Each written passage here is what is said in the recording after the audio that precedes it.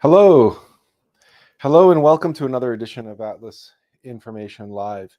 I'm your host, Atlas Alex, and today we are going to be tackling perhaps what could be considered the biggest question in all of esotericism and all of the spiritual journey. And it is the question of perfection. What is perfection? And specifically, what is this perfect 10? Where does that come from? Is that just some made up, arbitrary, somebody decided that we're going to do things on a scale of 1 to 10, 10 being the best? Or is there something more significant to that expression, perfect 10? And what does it mean really, esoterically, mystically? And is there a metaphysical science to that expression, to that term, to that number? What's so magic about the number 10? And perhaps most importantly, how does all of this affect us? How can we apply this knowledge in our life and in our practice, in our work? But to begin, we should generally address the problem of perfection. You see, we live in a world where many people pursue perfection along many different lines in many different ways.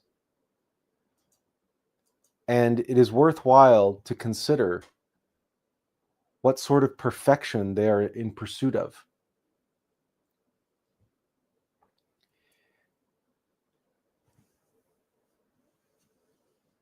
There is a very clear obsession, for instance, with what is considered physical perfection, material perfection, technological perfection.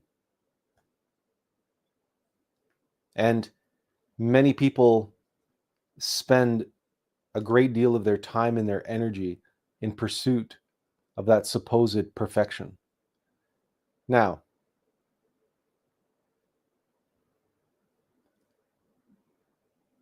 many will never achieve it, but they believe that in the pursuit of it, they become better individuals. So, an example of this is the pursuit of aesthetic perfection of the physical form, of the physical body. So you have bodybuilders, you have body sculptors, you have models, you have athletes that are attempting to achieve a kind of perfection in their physical appearance or in their physical performance.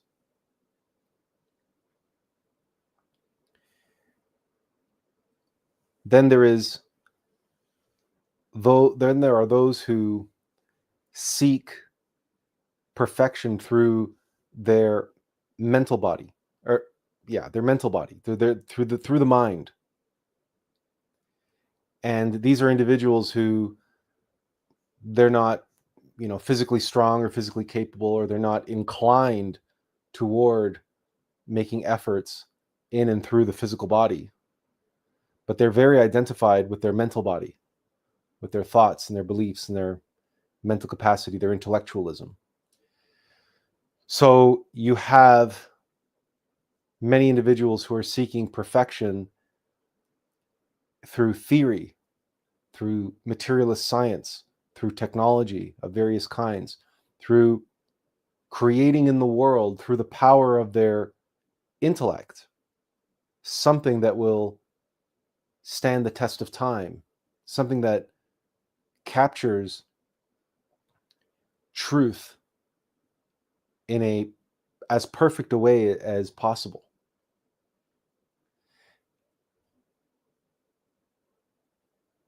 The third option are those who seek perfection through the heart. These are individuals who live their lives from their emotional center. They live very much in their emotional body. And these individuals seek to create expressions, perfect expressions of those phenomena that speak to the heart and through the heart. So we have, for example, artists and musicians and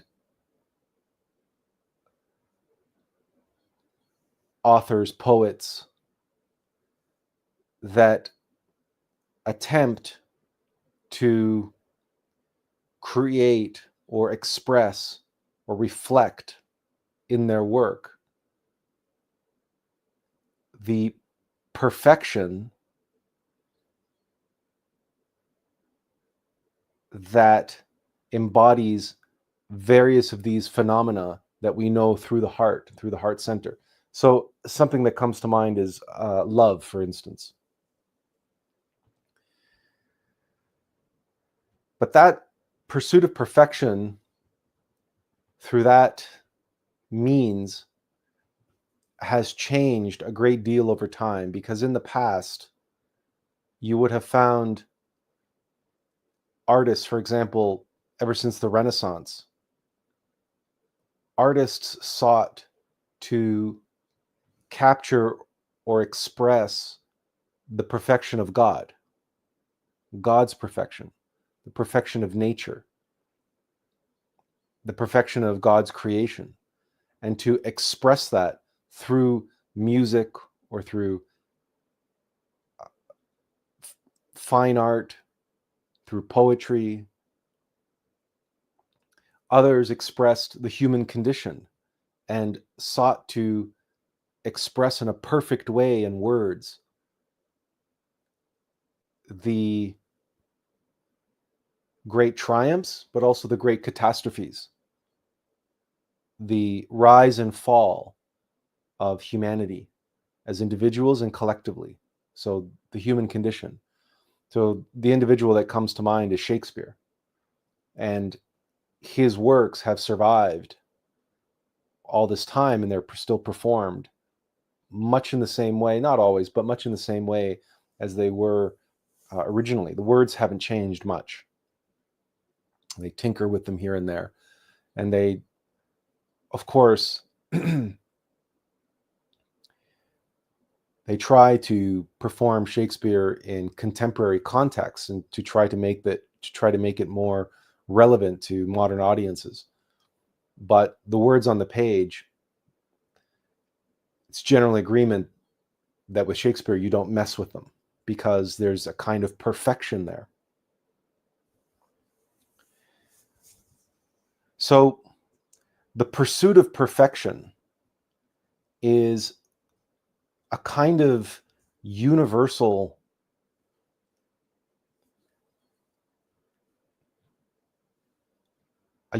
phenomena, a universal aspect of human beings. It is generally accepted that we human beings, because we are flawed and prone to making mistakes, we are imperfect. And so we can never achieve perfection, but that there is something ennobling in its pursuit. So long as we don't become obsessed, and so long as we don't allow our pursuit of perfection to override God's perfection, so that we don't step on others in the pursuit of perfection. And to put a kind of punctuation point on it, really what we're talking about is the difference between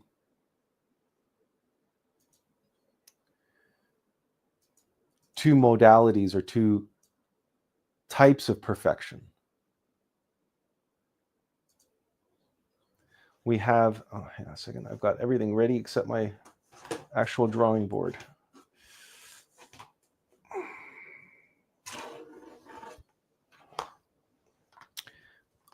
Okay, so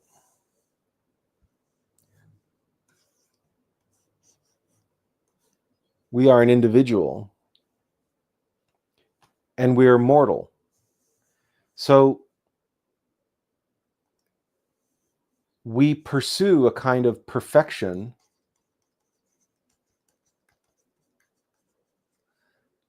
outside of ourselves. So we do perfection in our work, but that's outside. There is another kind of perfection that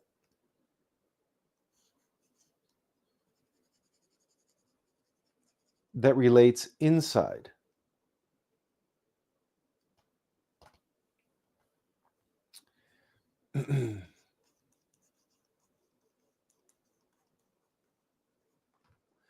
So another way to express this is we have our I,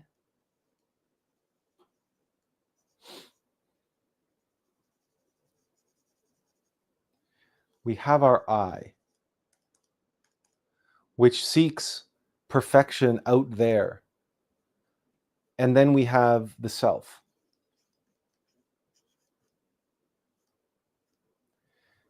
And the self seeks self-perfection.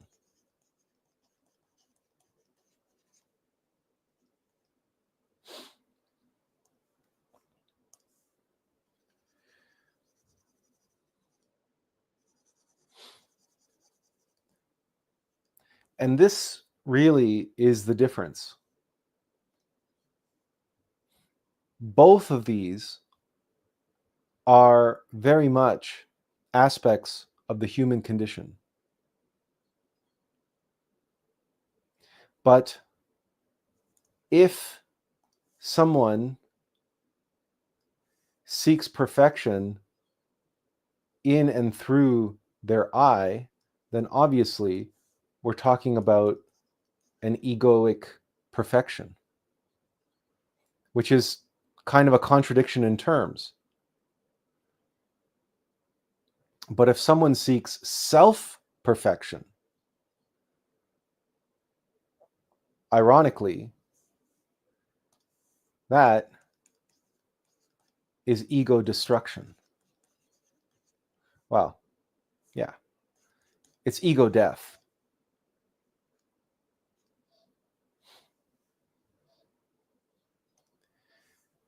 So the implication here is that if self-perfection, that is the perfection of the self, the inner self, the higher self, involves the death or destruction of the ego, then by definition, any kind of ego perfection or perfection of the I or through the I of the ego comes at the expense of the perfection of the self.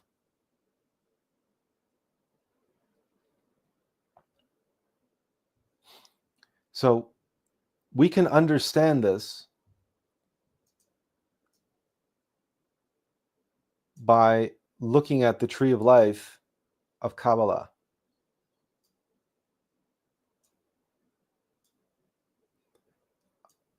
I'm just going to enlarge it so we don't necessarily have to see the absolute up here. But let's understand that the absolute is 0. I'm going to use blue here so we can make that bigger though. Let's make that thicker. Okay. So this is zero, the absolute abstract space.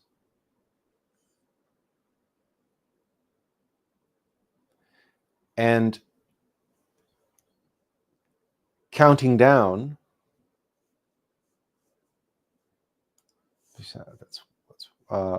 we have one. I was trying to find an empty tree of life that would work, but anyway, we're gonna have to work with what we have to work with. So it's 1, 2, 3, and then we go. We're gonna count that as 4, 5, 6, 7, 8, 9. Oh, okay. So we're not going to count that. So 1, 2, 3, 4, 5, 6, 7, 8, 9, and 10. 10 being Malkut, the physical world, also known as the kingdom. And that's really small here, so I will, you guys can see, stupid windows keep popping up. These bubbles keep popping up, telling me how to use the software where I know how to use the software. Okay, so this is known as the kingdom. Malkut. That's the 10th Sephirah on the Tree of Life. And Keter, the first Sephirah, is the crown. And that, incidentally, is associated with the crown chakra. It's in the crown chakra, the top of the head, because the Tree of Life associates in microcosm with a single individual.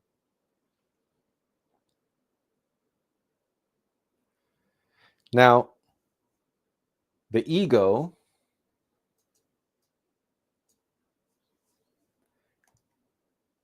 is down here in Klipoth.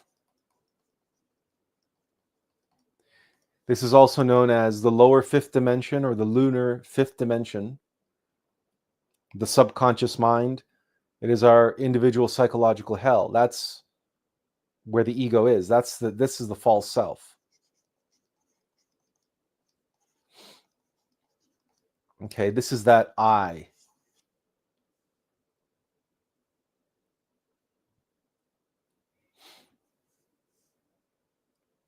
And from the subconscious, the ego, the false self, generates all of our desires.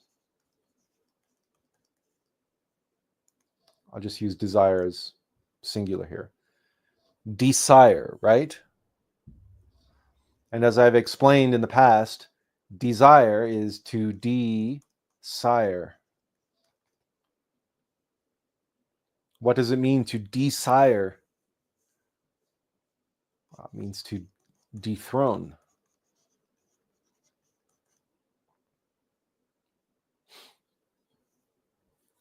Presumably, to achieve perfection is to achieve one's highest expression, to achieve mastery, to become the Lord and Master of the world, of the kingdom. Because the physical body, the kingdom, represents the physical world in macrocosm. The physical body is in microcosm, the physical world in macrocosm. So the ego, the I, seeks to dethrone he who rules the kingdom. And he does that, the ego does that with desires. Because, of course, we're not talking about just one ego here. We're talking about many, many, many egos that constitute an amalgamation, which we refer to as a singular ego of the false self, or shaitan.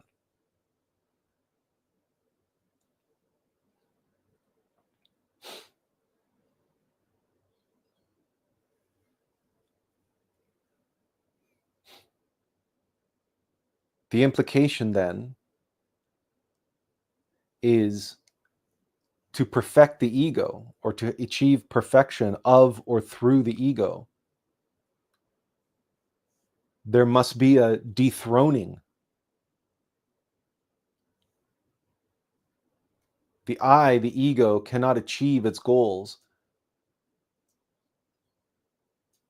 just as a matter of sort. It can only do so at the expense of someone else or something else.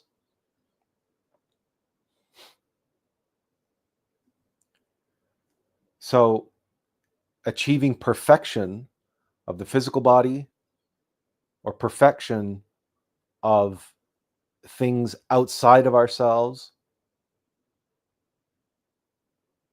and the pursuit of that perfection by the I, so that the I can believe of itself that it is as near to perfect as it can be, or that it has achieved some kind of perfection. That pursuit must come at the expense of the true self, of the higher self. Now, where is the higher self?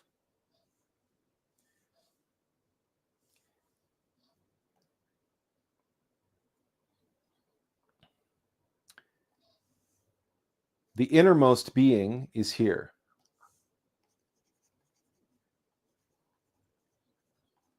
This is our Atman, right? This is as part of the monad.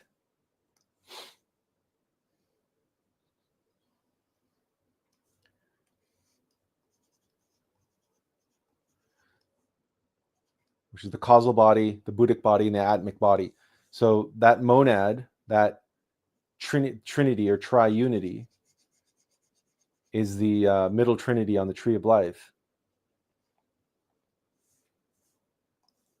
That's our innermost being. But you see, in us, that innermost being is just an essence.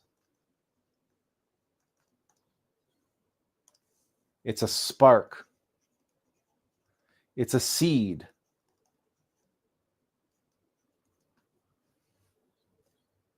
In other words, it is a God in potentiality, but it is not perfected yet.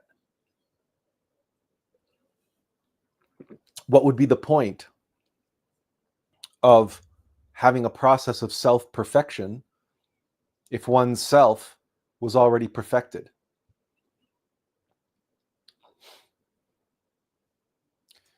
Benjamin asks, a substance maybe also? No, not a substance. There's no substance here. Substance doesn't come into play until down here. This is, we're not talking about substance. We're talking about metaphysical now, beyond substance. We're talking about essence, right? So in order to have a process of perfection, one must have something to aspire to. No, it's fine, Benjamin. It's fine. You had to ask. It's fine.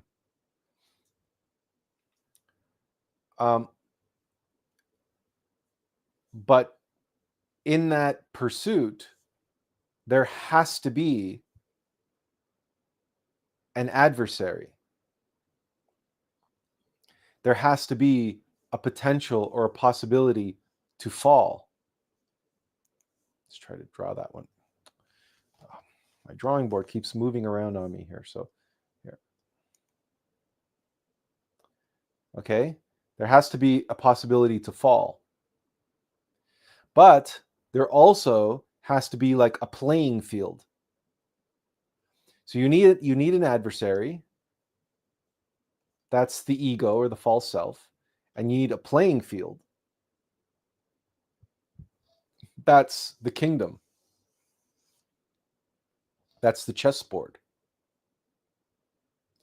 And you need both a divine vehicle and a physical vehicle, because if the kingdom is the physical world, you need a physical body to be in the physical world.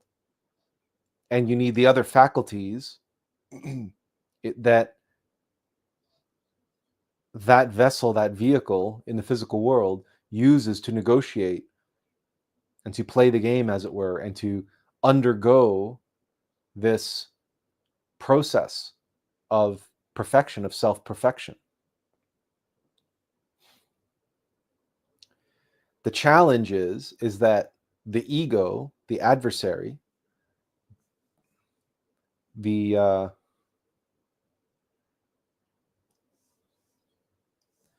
wonder, can I do this? I can't crop that, can I?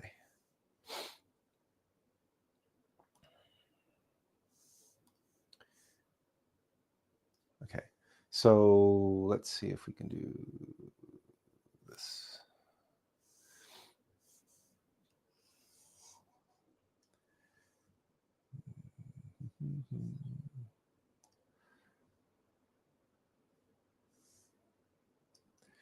No, I can't. No, that's not going to work. Okay, so the adversary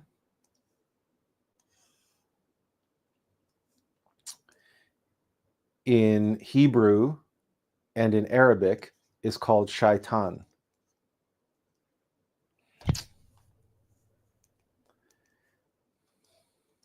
You know what? My adversary today is my drawing board that's sliding all around on me, and it's making it very difficult to write. Okay, so this is shaitan, the adversary.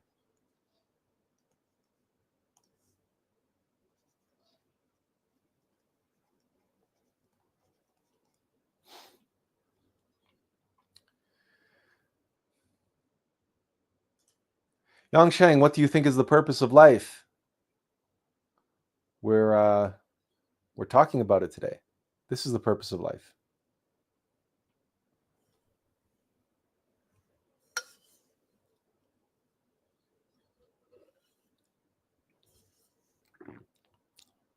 It's self-perfection. But that's a process. And then we're slowly going through that. But we were talking about, a perfect 10.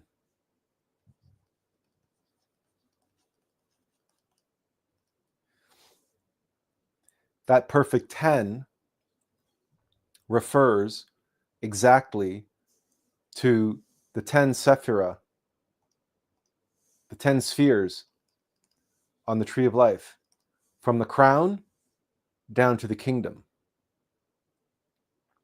Because the crown, as it suggests, who wears the crown? The king. The king wears the crown. Another way to write that is, right, the Lord. I am the Lord. You're the Lord thy God. You will have no other gods before me. To be faithful to one's innermost God means to have no false gods before him. Well, who are the false gods that we have to contend with all the time, if not our many egos?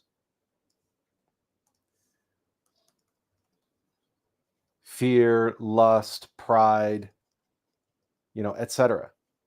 Gluttony, laziness, anger. Those are the false gods who tempt us with desires that desire, that dethrone our innermost Lord and Master. And we fall into klipoth, we fall into psychological hell.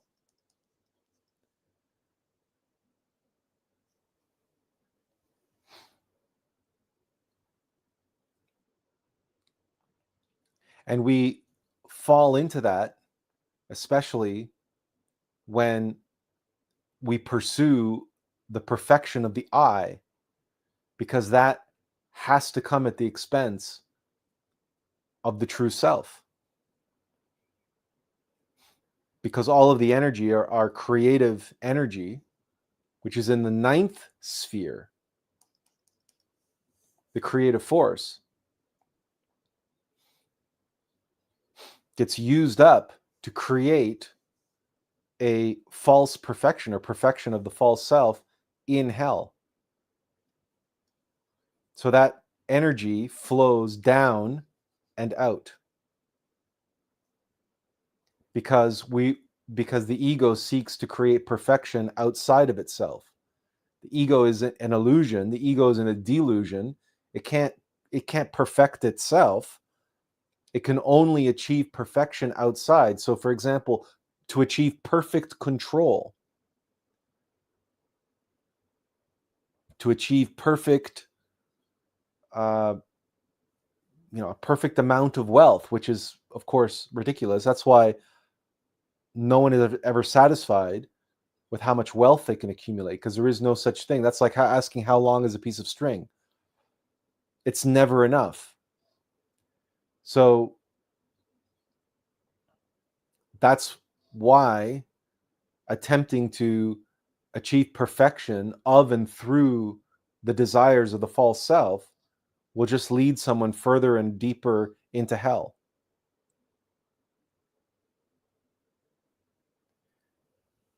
But that needs to be there. Otherwise, there would be no challenge, and it would take no effort to achieve self-perfection. And self-perfection, to become a perfect 10, is to attain this level, to return from our being just a spark or an essence or a seed of God, to becoming one with God. In other words, to return to the upper Trinity on the tree of life, which is the first, second, and third Sephira. But that's the upper Trinity. God cannot create as one. It has to create through the law of three. The three as one. But in order to achieve that,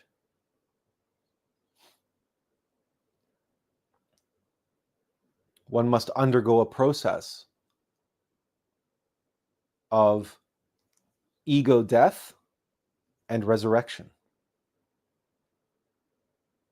Because the self, the consciousness, begins as it's a seed, it's an essence, but it begins identified with the false self down here. This is the mind, the heart, the body,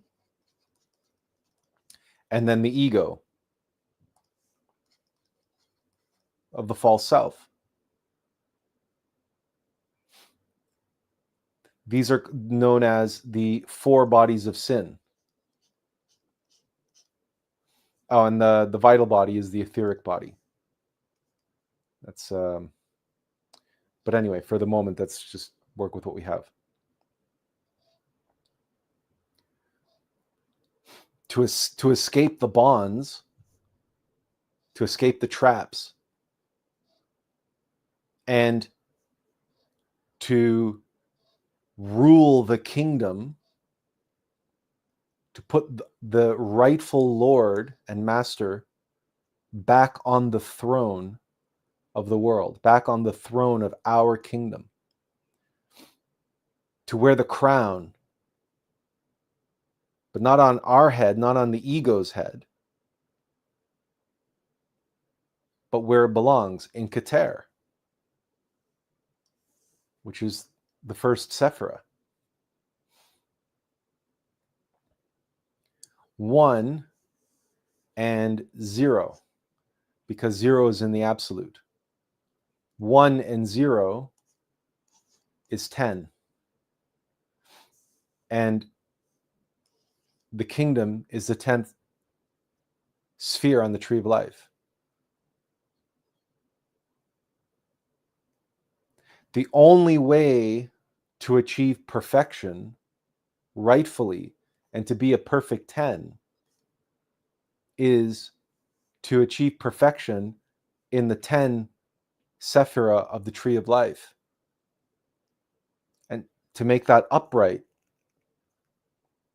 so that God rules over the kingdom, so that we can fulfill the Hermetic principle, as above, so below, so that the 1 and the 0 of the absolute can be represented in the kingdom.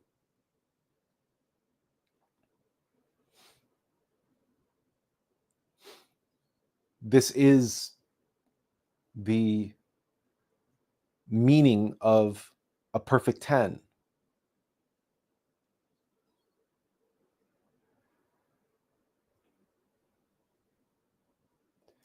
Yang She asks, do we have to be perfect? If we cannot, what's going to happen to us? Well, we have 108 lifetimes to succeed in the process. And by 108 lifetimes, I'm referring to the 108 lifetimes in the human kingdom.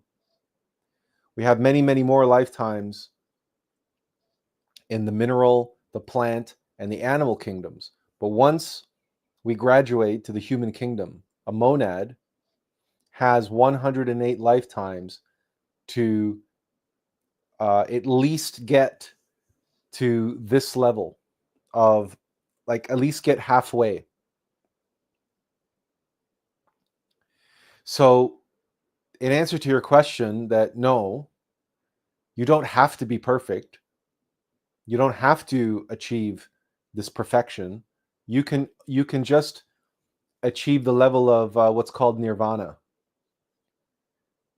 I'm going to let's just, you know what? Hang on 1 second here.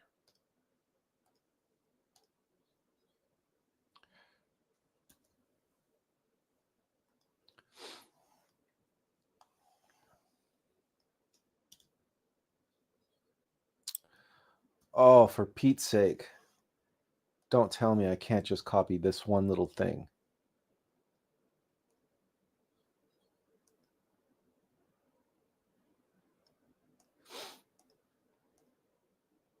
Well, that's annoying.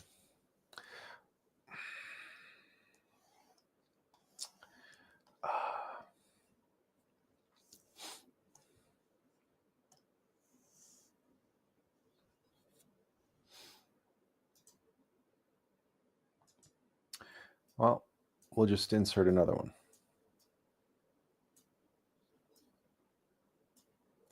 So we can attain this level, we can awaken in the 6th dimension, in our causal body.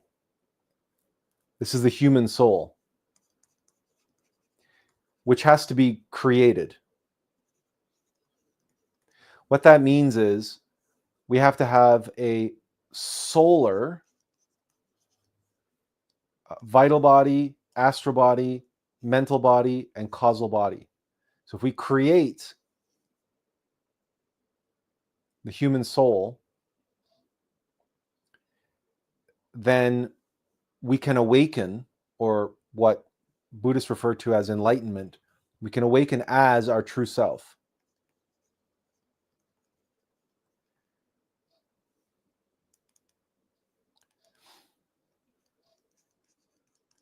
So this is just to be awake.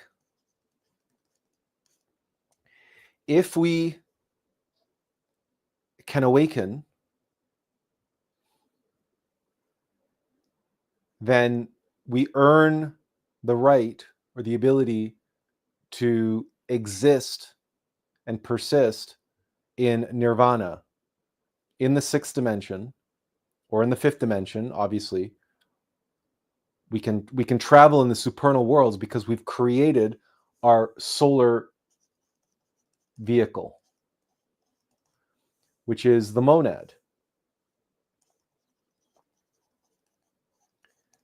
That's what I was describing earlier, right? But solar, because right now in us, our monad is lunar, it's mechanical. That's why we are identified down here with our mind and our emotions and our physical body and our ego. So step one is we have to get at least to this level of being awake and creating the human soul, creating the solar causal body. If you don't achieve that level in the 108 lifetimes you have in the human kingdom,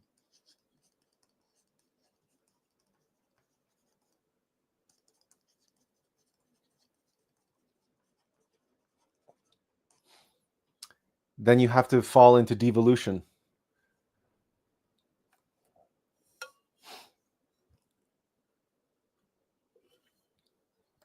which is a process by which all of your egos are eliminated from you by mechanical nature. But that process is like formatting a hard drive to get rid of the viruses. You get rid of the viruses, you get rid of the malware, but you also get rid of everything else. So you lose all of your progress, and the monad gets reset to zero, and the monad has to begin its journey all over from the beginning, back in the mineral kingdom.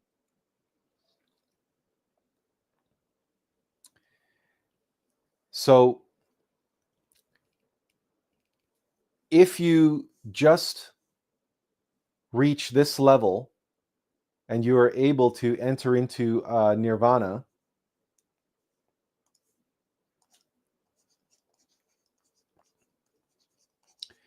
once you achieve that level, you can spend many, many, many, many, many lifetimes slowly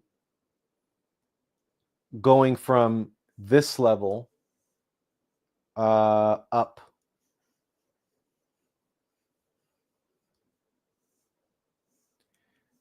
And that's actually known in esotericism as the spiral path.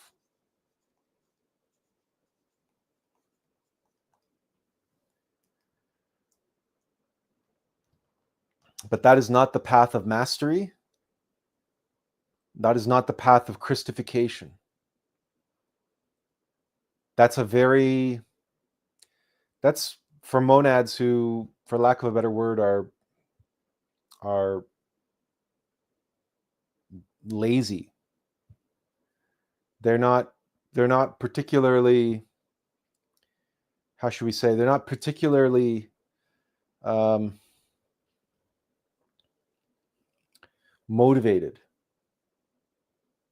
So they're motivated enough to want to get to heaven, to want to get to nirvana. But once they're there, they actually enjoy themselves there, and they don't want to push themselves too hard. So they will choose a lifetime and come down and work a little bit on themselves and help others a little bit, and just eliminate a little bit of ego, and then go back to nirvana. And they do that process over and over and over and over again for however long that they feel like doing that.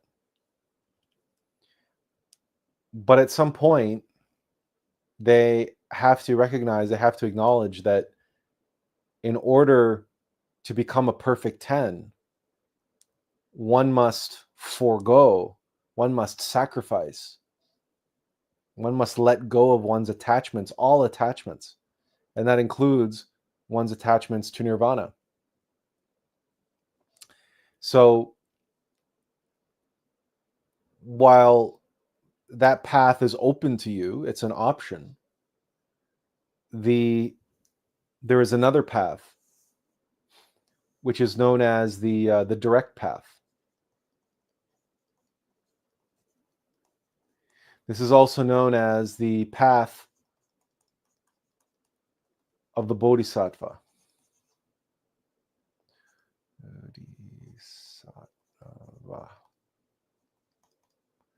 You're going to have to check my spelling on that. It's probably terrible. And that's the path of death and resurrection. That's the path of elimination of all of one's egos in one lifetime. It is a path of suffering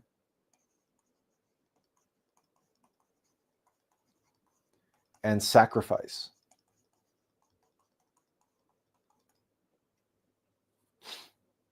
It is a path of wanting to eliminate both this and this, and going to that one and making the leap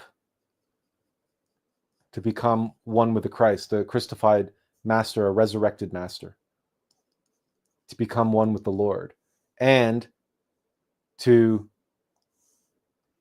have the will and embody that will, that divine will,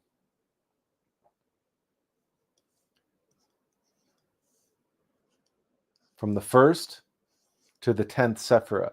This is what it means to be a perfect 10,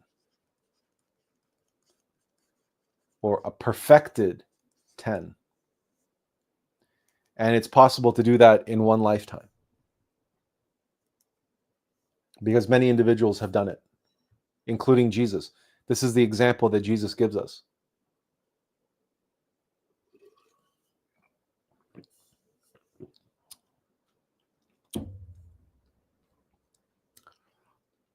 Anything shy of that, anything short of that is not perfect, because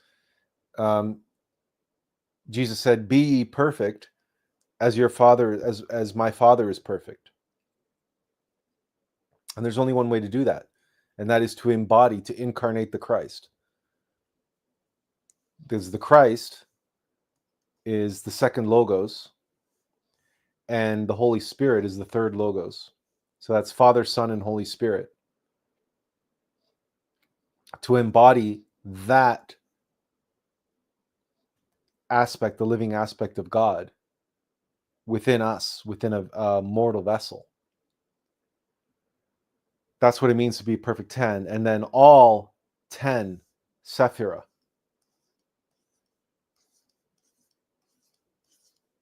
are imbued and empowered with God's perfection. And then our words and our works are perfect and perfect expressions of God. That's why Scripture is taken so seriously and is treated with such sanctity, in particular the Bible, but other scriptures from other religious traditions. The Word of God is always treated as a sacred artifact.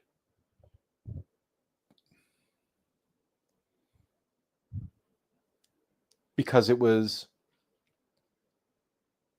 Scripture is an account of the actions of a Christified master. And it's the account of the process by which an individual walked the path of the Bodhisattva to achieve the perfection of the self. Not an ego perfection, but the elimination of the ego, so that the perfection of God, the perfection of self, the being, could be realized. That's self-realization, in other words. It's a higher level, it's another level than simply being awake, being enlightened. It's to be Christified, to be God incarnate, to become a living God, a God man, and achieve great works on that from that point of view. So practically speaking, then, how do we do that? Well, we're going to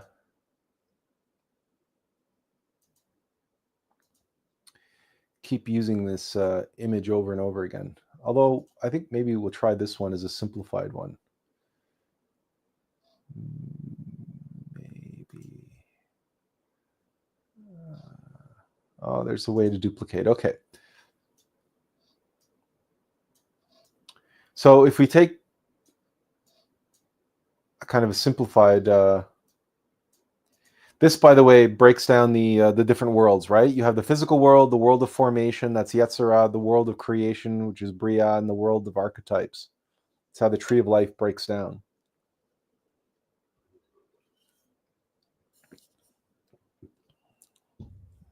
You know what? Let's delete that.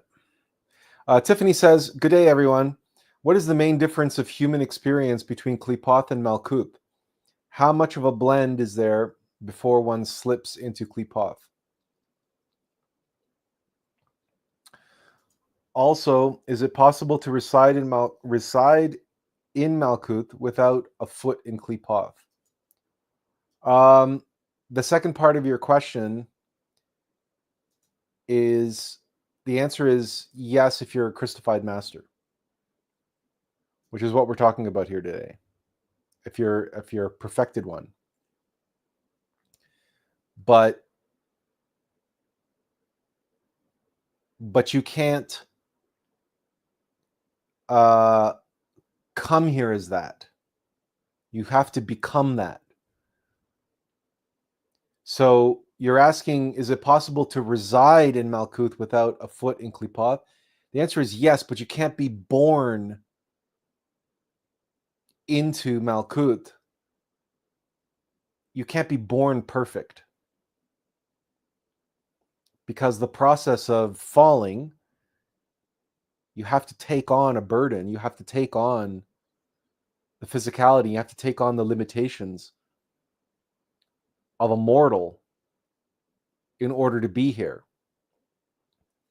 So once you've taken on those limitations, you then have to overcome those limitations. So you have to walk the path of the Bodhisattva again and overcome those limitations, despite the fact that you may have done that in a previous lifetime. In order for you to fall, in order for you to come into the kingdom, it requires you to take on, it requires you to play the game, in other words. You cannot begin a game from the winning position, right? So that's the second part of your question. The first part of your question, how much of what's the difference of human experience between Klipoth and Malkuth? How much of a blend is there before one slips? You're asking basically what is the level of being and how much karma do you have?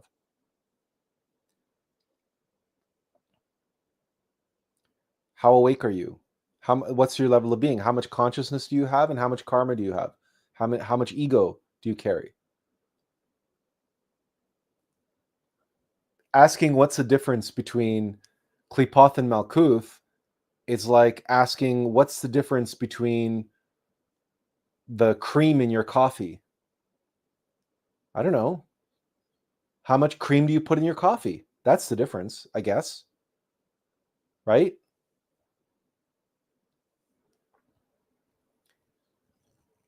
And how much of a blend is like, right? How much of a blend is, how much milk do you put in your coffee, or how much sugar do you put in your coffee? Nobody can answer that question. It's different for everybody. It's literally different for everybody. Because everybody has different karma. Everybody has different experiences. That's the whole point.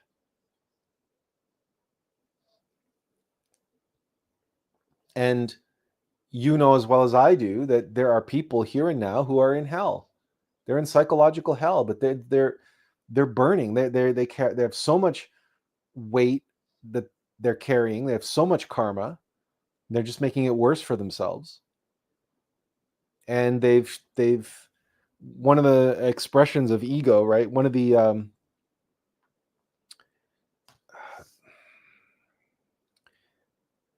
ego, they edged God out. EGO, edged God out.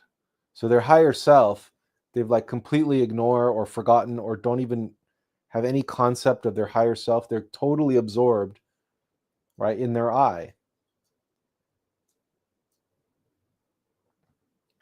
And they're struggling in that I. They're struggling with various concepts of perfection in that I. But as I said, you can't, the more you try to solve problems, and the more you try to achieve happiness through your I, even though you'll never get to perfection, but the pursuit of happiness, the pursuit of peace, the pursuit of comfort, the pursuit of security, the pursuit of wealth and fame and fortune and power and control through the ego just is digging you deeper and deeper into hell.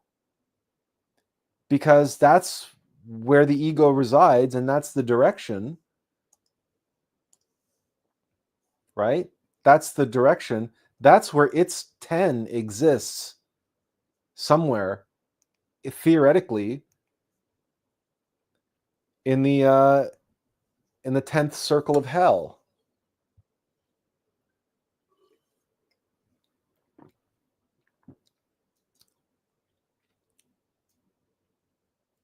But even demons have to have a spark, have to have an essence. A being that's trapped inside the demon.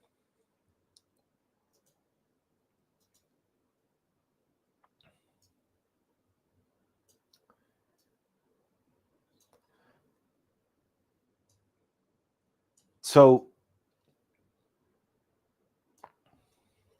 the question then becomes, well, yeah, like Azazel says, yeah, even they become lords. I don't want to dwell too much on this because I certainly don't want to, I don't want anybody to be able to take any of this out of context and say that, Atlas was encouraging people to become lords of hell, right? But that's the perfection that demons pursue. Perfect control, perfect mastery over the kingdom, perfect control and mastery over humanity. I mean, that's what the Black Lodge is concerned about. As Azazel said.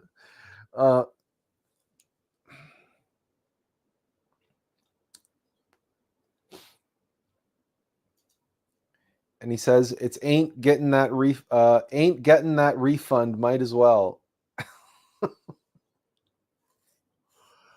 uh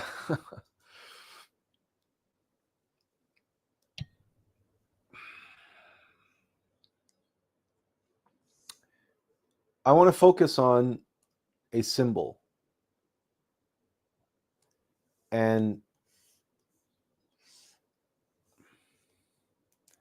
let's see if we can do this better. Okay. This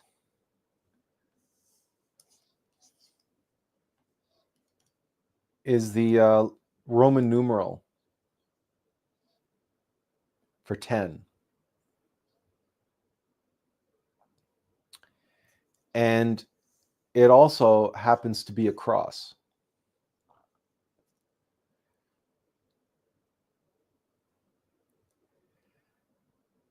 Hidden in this symbol is almost everything we need to know on how to achieve the perfection of the self and become a perfect 10. Now, obviously, in this configuration, right, we have the symbol of Christianity. symbol of Christ, the cross, the crucifix.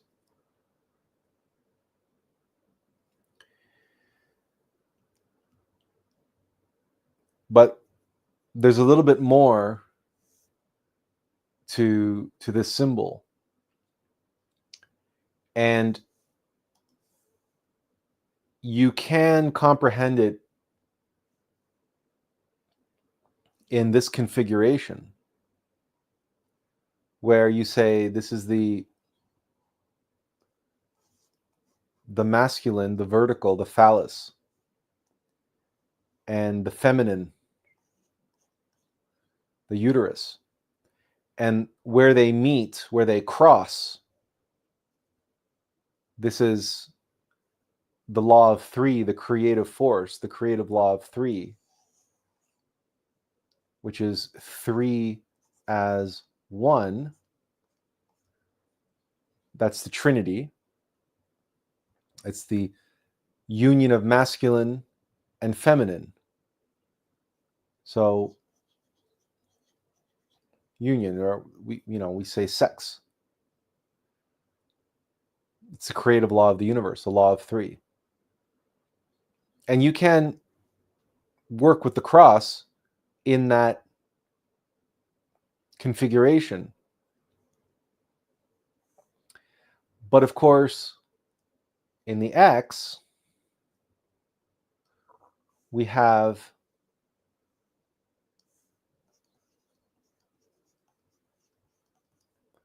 what was called the blade and the chalice. The blade, of course, again, it's that same phallus. It's the masculine. And the chalice, the cup, or the grail. But we'll not. This, of course, is the feminine, the uterus. And what's interesting is that in their union, you actually get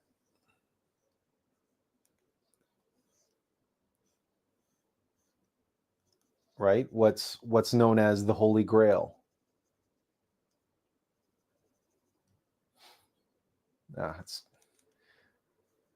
So there's the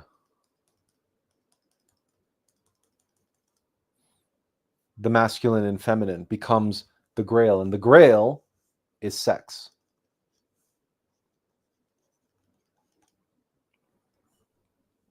The union of masculine and feminine. Now, the reason why this particular symbol is so powerful and it was so meaningful, especially to the Templars, the first Masons, is because this is the cup that Jesus drank from the Last Supper.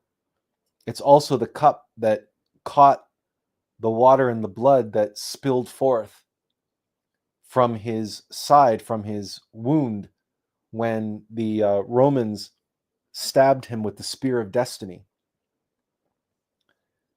So it is the cup of my blood, the blood of the new and everlasting covenant. It's a vessel. It contains, it doesn't spill. That's the unique design of a grail, makes it inherently stable.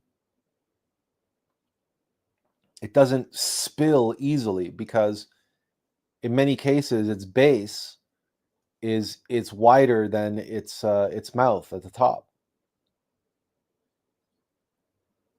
So there's a hint here in the 10, the Roman numeral for 10. It's encoded.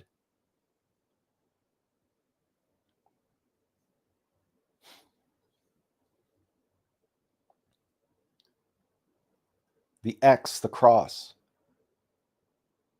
There is something here with regards to not spilling.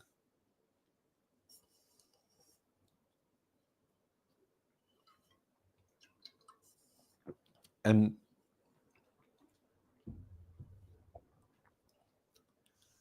in order to achieve that perfect 10,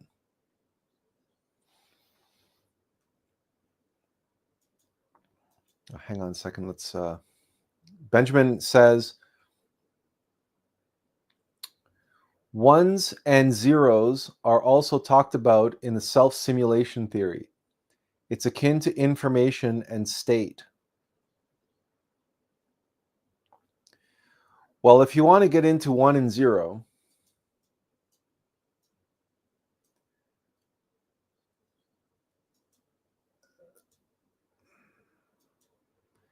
you can write 1 and 0 like that. Or you can write it like this. Now, ironically,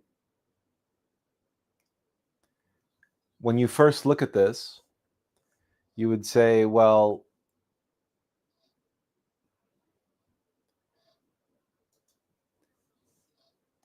this is 1 and this is 0.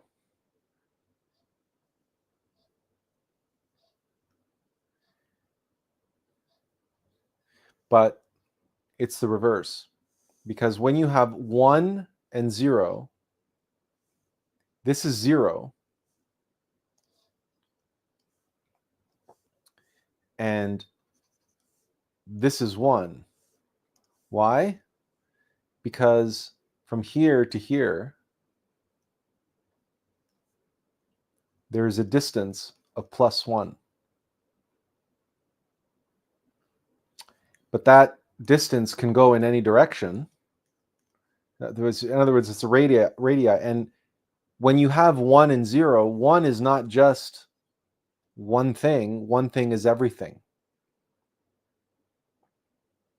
This is in the act of creation, because out of the 0 is born the 1. And that one thing, that something, is everything. By definition, if you have nothing and something, and those are the only two things that in existence, there's nothing and something, that there's one thing and nothing. That one thing is everything. And if it's everything, then it's represented in a circle. That it was born out of the 0 point at the center of that circle. But there's a problem with that conceptualization. Right? There's a problem with that.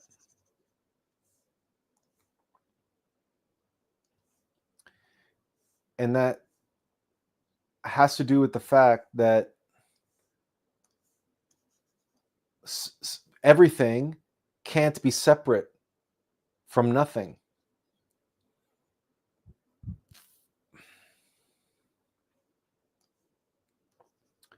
So to rectify that problem, if this was +1, well, we take halfway between +1 and we unfold the same law again, but we unfold it twice. And we call that -1. So now we have all of positive, we have a positive something, +1 and -1. But now the original 0 point, 0, is connected. And we have all of positive reality and all of negative reality. You have everything positive and everything negative. And both everything that is positive and everything that is negative are both connected to the 0 point, to the origin of everything. In other words, now you have to count the points. You have 1 plus 1. You have -1, or actually, well, no, let's just count the points. So forget the positive and negative for a minute. So we have the maximum here, 1, and the -2, and the 0 point, because it is a point, that's 3. You can also count circles. You have the original circle, the original continuum, 1, and then this one, and this one. In other words, in order to create, you cannot create with just this.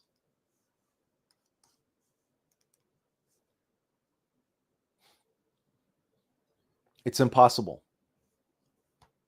That's why anything that exists in pure duality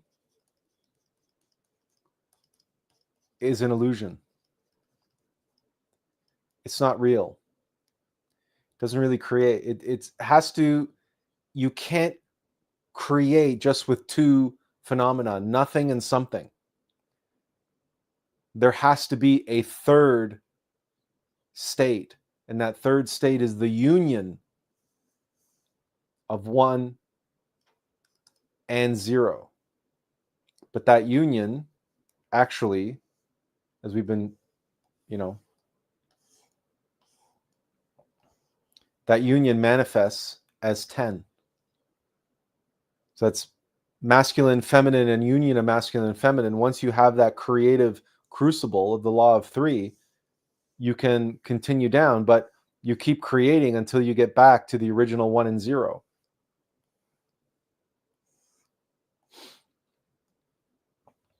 This I can, well, I mean, I've walked this through. I have a different PowerPoint presentation that walks this through, but it takes like an hour just to get there. So this is just coming back to the ones and zeros that they talk about. Like, obviously they use it in the binary language, but that's because mechanically that's how the mind works with duality. And we go over this in our video on Human 3.0, is that God doesn't create in a binary way. God creates in a trinary way. And what he creates are triune human beings in microcosm. Just as God in macrocosm, as above, so below. God is a trinity, a triunity, and so is the monad. It's a trinity, it's a triunity. So there is nothing can exist in this form of 1 and 0, because the two things cancel each other out anyway. Azazel says, so in other words, can a monad who hasn't extended that period still turn down the offer, so to speak?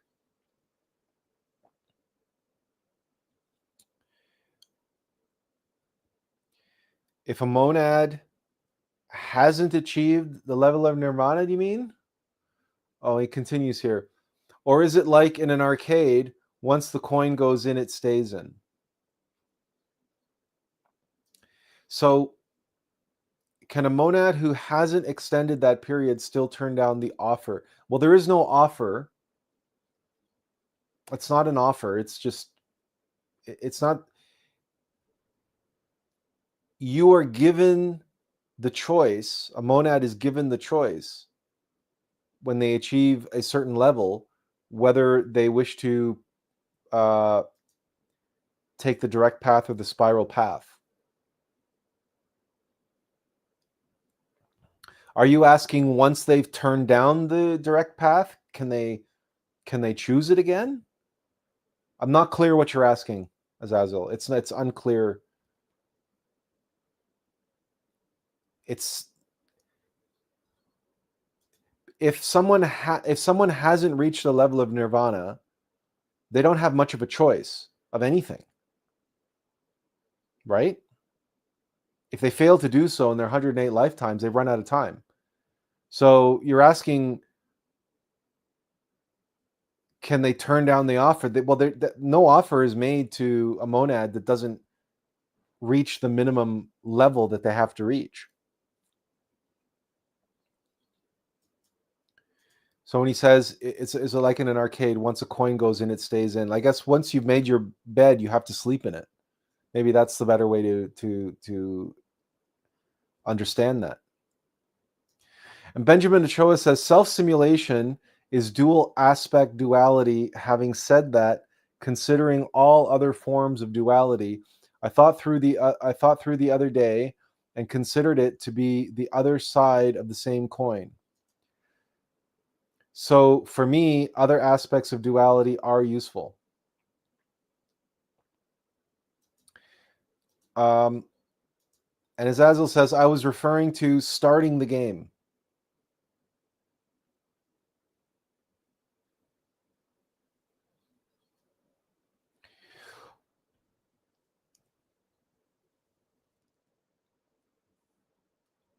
So if I understand your question now, you mean each time a monad comes into reincarnation,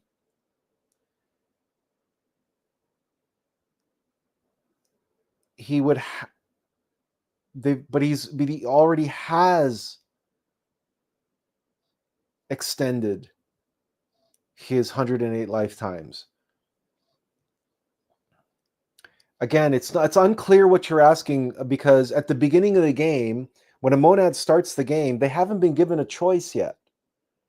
You're not given that choice until you achieve a certain level. And once you achieve that level, then you get to choose your path, the direct path or the spiral path. And once you've chosen your path, you've chosen it. I don't know about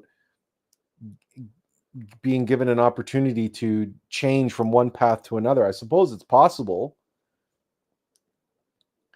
But this is not something that a monad chooses before it's born.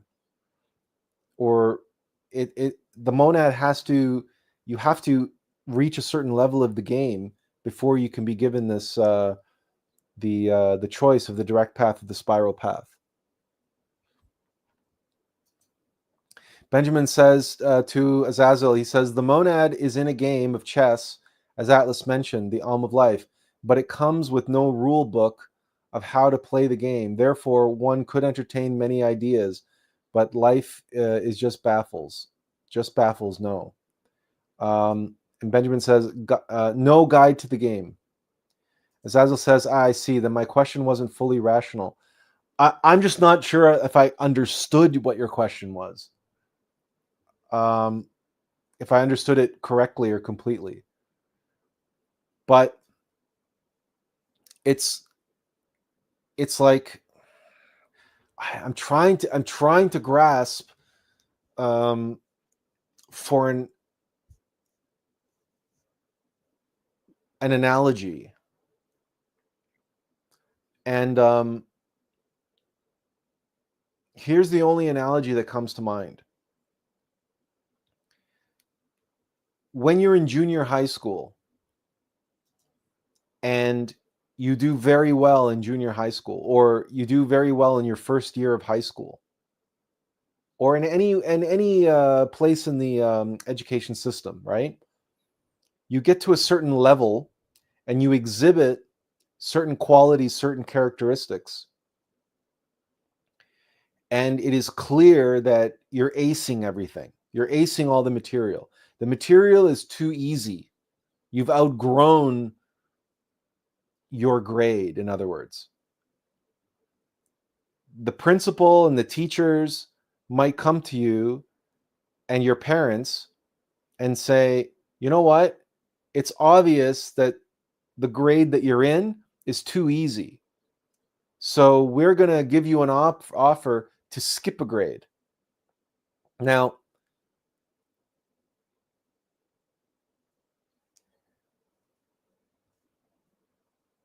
in some cases, the offer is to fast track, where you're not going to be skipping any of the material. You have to learn and study all the material, but what they offer you is to do summer school for 4 years and to make up all, so you're not skipping anything, but you're completing, let's say 5 years of school in 4 years, because you're going to do 4 summer school sessions.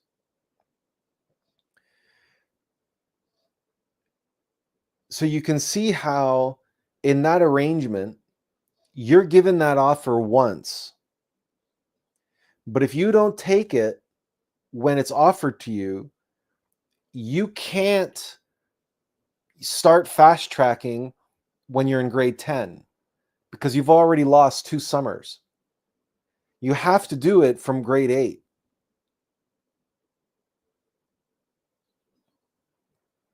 If you're going between grade 8 and 12, right? Because you only got 4 years to make up the extra year that you're fast tracking. So if you don't do it, if you don't take the offer when it's presented to you, you can't take it later because it's no longer available. It's something like that. It's something like that. Because clearly on the path of the Bodhisattva, the direct path, you have to do all the work. You have to do the suffering and sacrifice for humanity if you're going to walk the direct path. And I suppose it's possible to do so later, but then you have that much more of a sacrifice to make in a much more compressed period of time. So, but honestly, I think that this is a kind of a moot point, really, because we're talking like, I don't know, technicalities of that will never apply to us, right? Because the mortal being does not make this choice. Our job is to follow the will of our innermost. So if the will of our innermost is on the spiral path, then that's what we do. That's what we follow. That said, because of the forgetting, and we might be on the direct path, but we as an ego might not be aware that that's even a possibility or that's available to us. And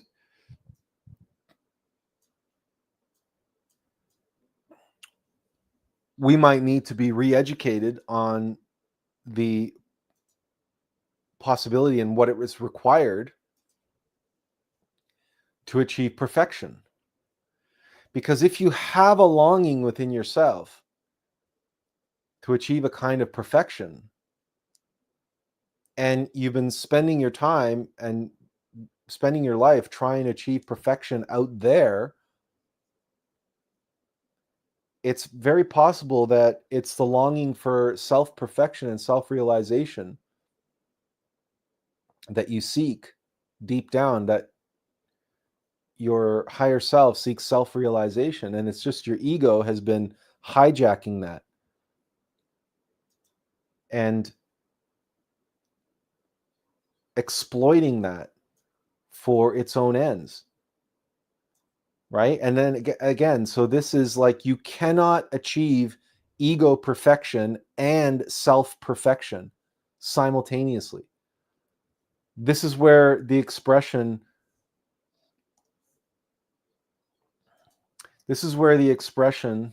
if I can, I'll find a spot to write it here, right? To be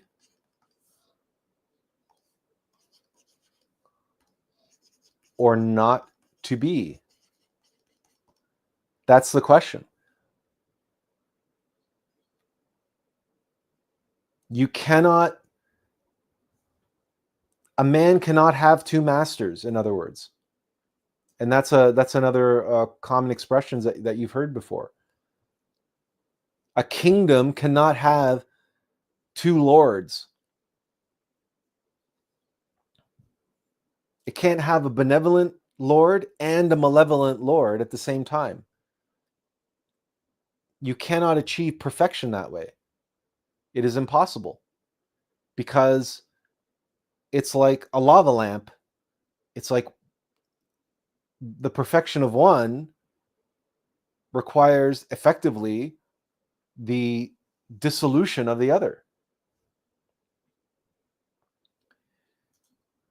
Yang Sheng says, suppose there are many, many monads there, for we know there are only a few in the history achieved self-realization. So can I guess that most of those monads are idle or lazy?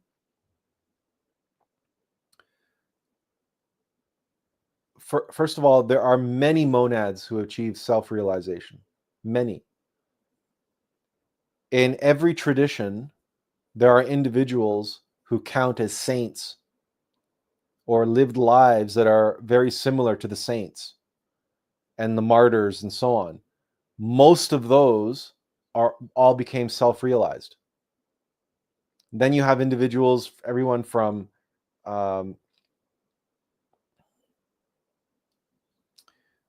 master musicians to, you have martial arts masters in the East, and there are individuals like, for example, Joan of Arc. Joan of Arc is a Christified master.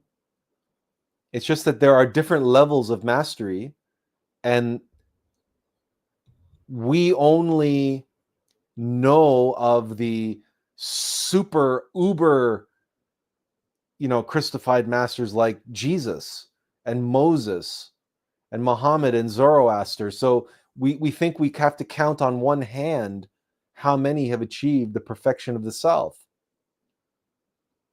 Because remember, even when you reach that level of mastery, there are levels and levels and levels of mastery. There's levels of Christification. There's levels of perfection, in other words. If you can, the rational mind can't grasp this, right? The rational mind thinks, oh, perfect is perfect and that's it. But perfection is not the end. Perfection is the beginning.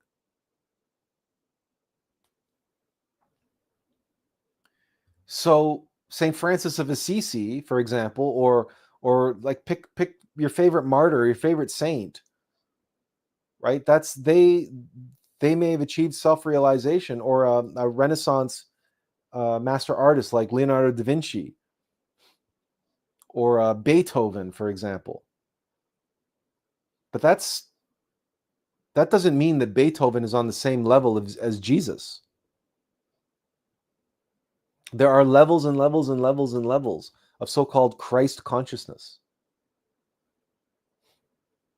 And it's no longer simply a matter of, at our level of being is largely dictated by the amount of karma that we carry and how many egos that we have, but that's not the only determining factor of level of being. Yang Shi says, I think Yang Sheng, I keep mispronouncing that. It's Yang Sheng. I think a monad has a choice of do or to do, isn't it? To do or not to do, to be or not to be. And the monad has a choice of do or not to do. Yeah, right? Okay.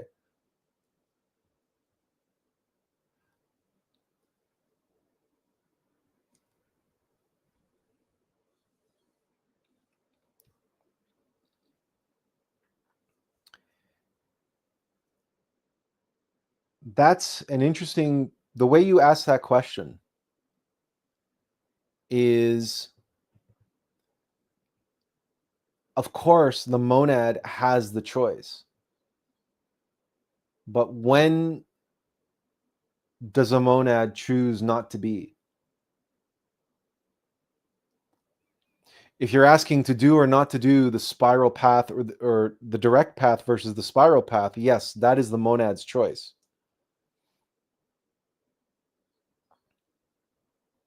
But remember, what we choose in each and every moment, to be or not to be, to follow the will of our innermost or the will of our ego, we are actually choosing for our monad in that moment.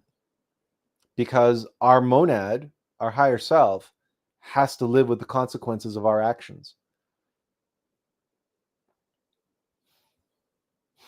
When you say a monad has a choice, well, yeah, the monad has a choice, but because here and now, the consciousness of our higher self is bottled up inside of our ego and is united with us, and it's entangled with us and our fate, our choices matter.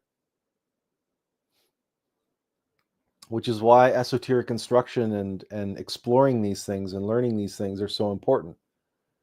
Because if that choice is ever presented to us, we want to be sure we know what the implications are and the consequences are of us making that choice on behalf of our monad. Because that's what we do each and every time we make a choice. When we know we should be meditating, but we watch TV instead, or we sleep in when we know we should be meditating, we're making that choice for our monad not to meditate. When we are presented with an opportunity to sacrifice, to give of ourselves and sacrifice for the sake of others, we know that if our monad is on the path of the bodhisattva and is living a life of suffering and sacrifice for others, we know that it is beneficial to our higher self for us to give of ourselves for the sake of others. When we choose not to do that, when we choose to be selfish instead, well, we are making that choice for our monad, and it's a choice that our monad has to live with because we are choosing ego over him. This is where that comes, that verse from the Bible, love your Lord thy God and have no false gods before me. Worship no other gods before me. That's what it means to be faithful, right? A faithful and loyal servant serves their Lord and Master. Tiffany says, I love how you just referred to perfection as a verb. Well, it is. Because perfection is not a destination. It's a state of being.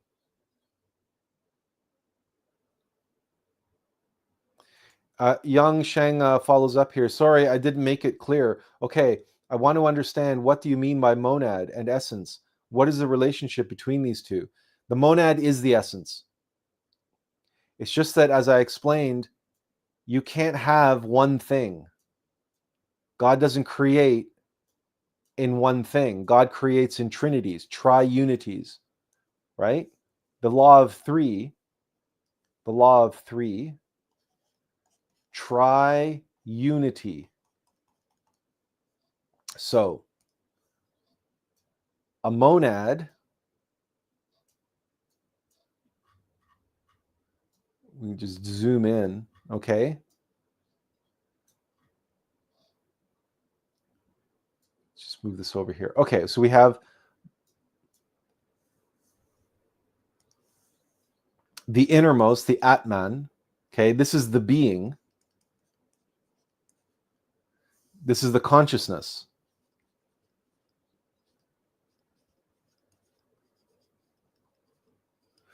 And this is the human soul.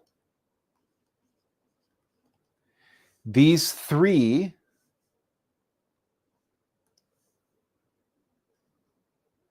I can't do that. Well, maybe I'll just do this. Here.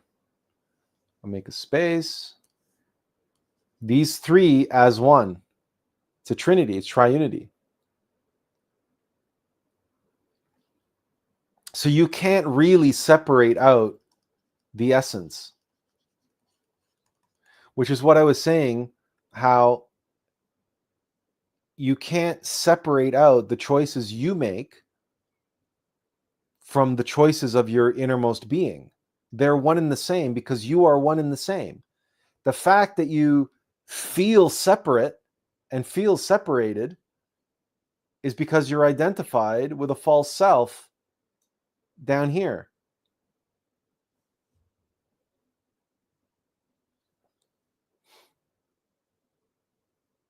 But there's really no difference. There's really no difference. There's really no separation. The separation exists from a metaphysical, scientific point of view, that the being and the consciousness and the soul, right? Because even if you observe yourself, willpower is not the same as consciousness. And the still soft voice that you experience in consciousness is not consciousness itself. Consciousness is a medium. And willpower, the will to act, comes through consciousness, right? But these are very subtle differences that you can only understand. You can't understand them. You have to comprehend them. You have to experience them to know the difference.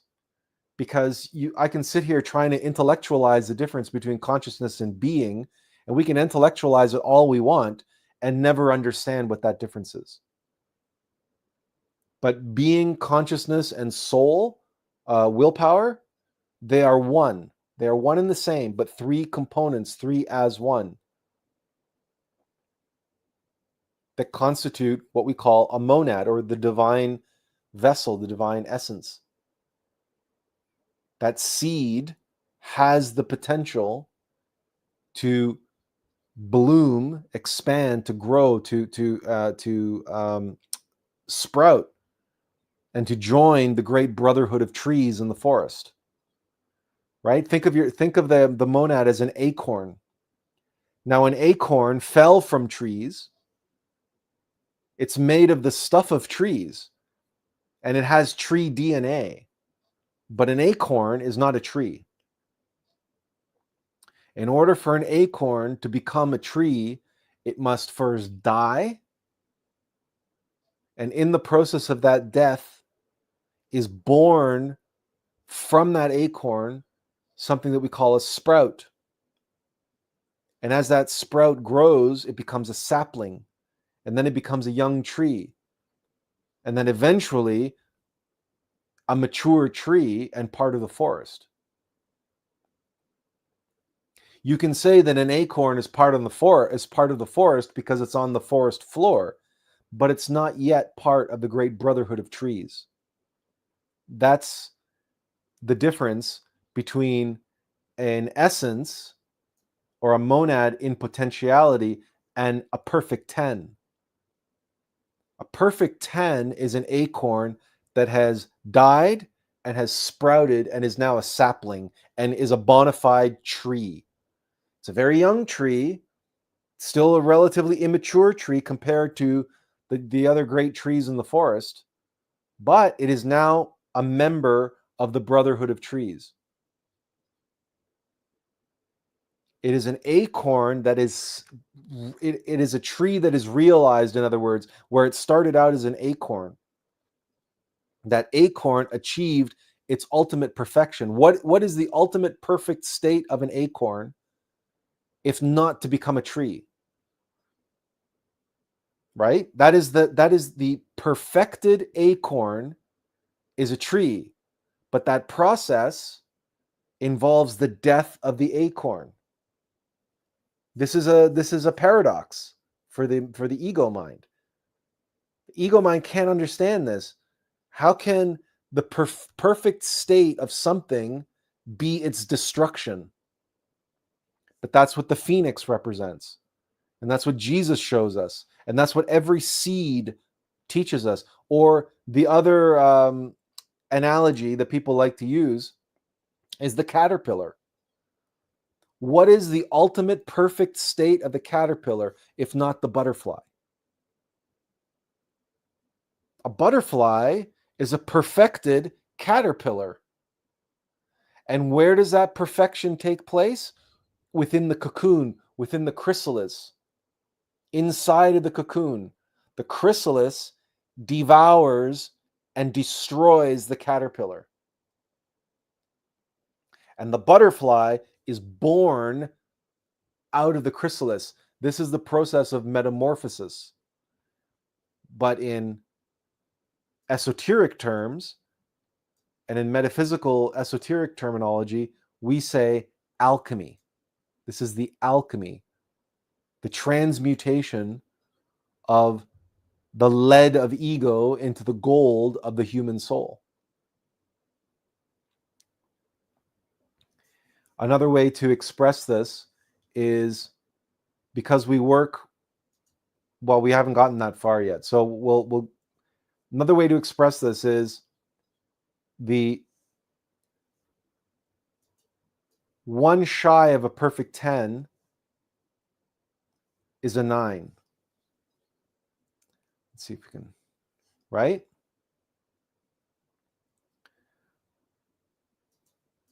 Nine is 1 away from a perfect 10.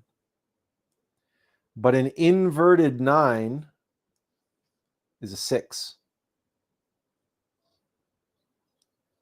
So if you have a 9 pointing down, you get a 6. And if you get a 6 pointing up, you get a 9. And a 9 is much closer to a perfect 10 than is a 6. And that's significant. We'll get to exactly why in just a moment. Benjamin says, that sounds akin to your prior conditionalizations with have to do, in short, to understand your beliefs, therefore understanding why we made those choices. That sounds akin to your prior conditionalization. Okay, conditionalization with have to do, in short, to understand our beliefs, therefore understanding why we made those choices. And he continues, it needs panpsychisms for the monad to be expressed. It's confusing because it's like a universe unto itself.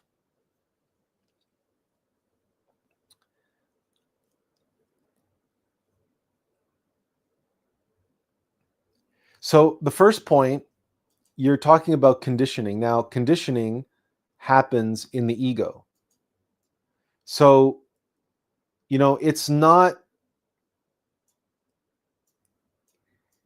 this is no, when you stand before the lords of karma, right, your experience and your so-called conditioning is not an excuse.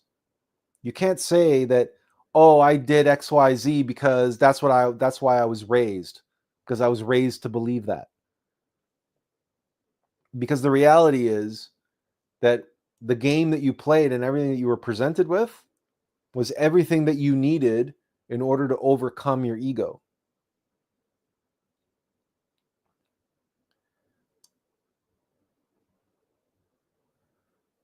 So,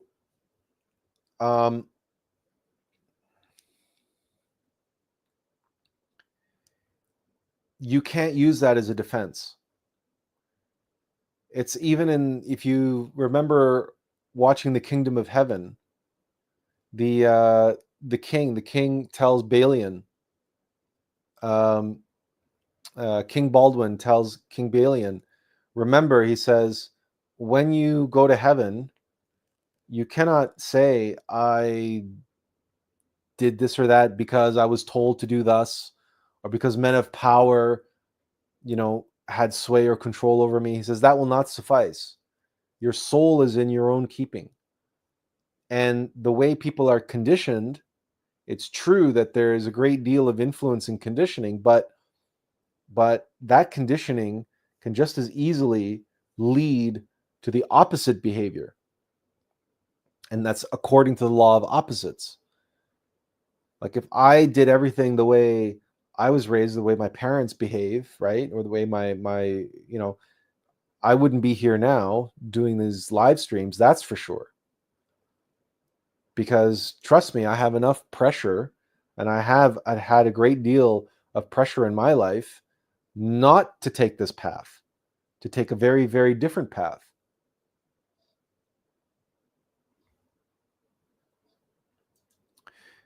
So Benjamin says, I didn't mean it in my defense. It is to merely order one's own criteria. Okay, so I didn't mean it in that way, so don't be defensive about it. I mean, I just saying that it is not automatically the case that conditioning leads to an obvious outcome. We think that way. We think it's obvious, but that's because we look at things in a kind of one-dimensional sort of way. But you know as well as I do that two people raised in exactly the same family under exactly the same conditions become very, very different people. It is how we respond to that conditioning. Do we embrace it or do we reject it? Right?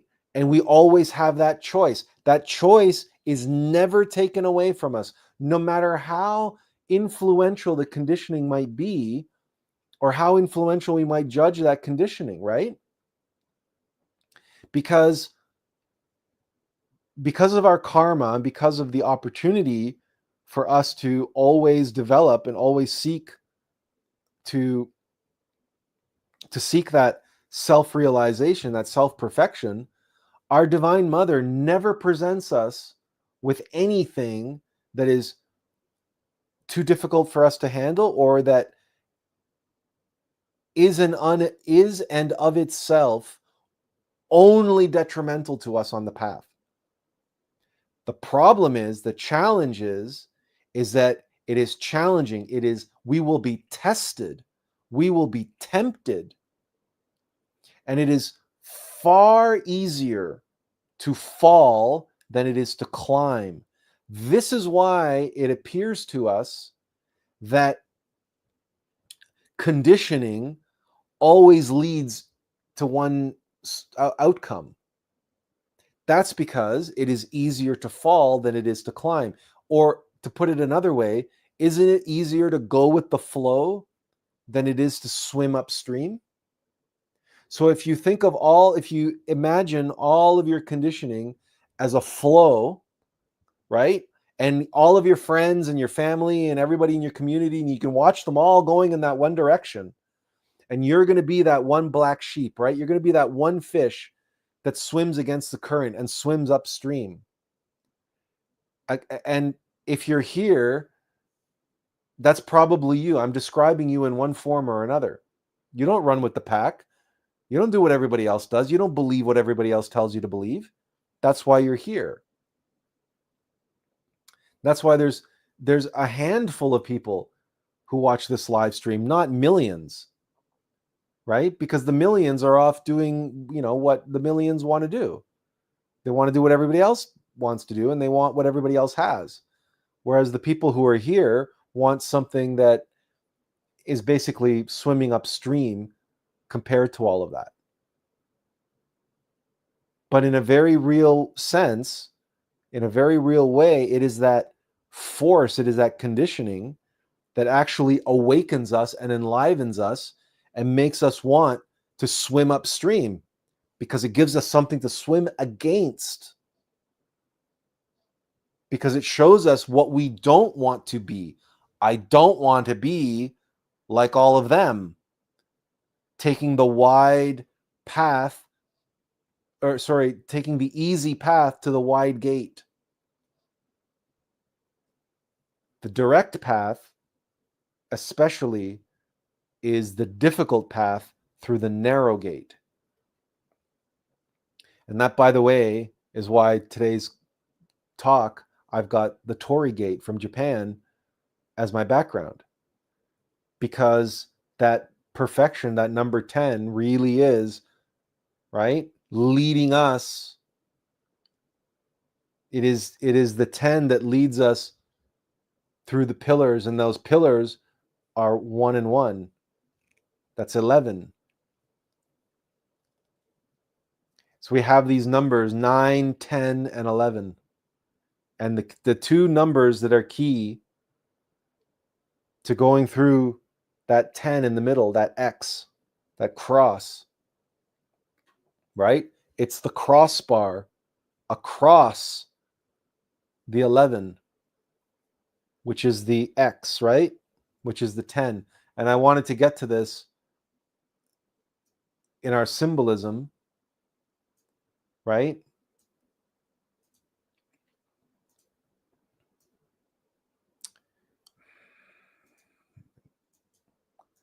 will it let me? Oh. Now it doesn't want to grab the whole thing. Okay, here. This is, as far as drawing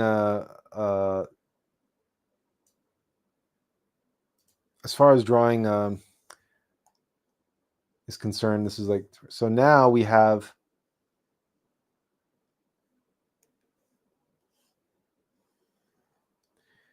right, the arch.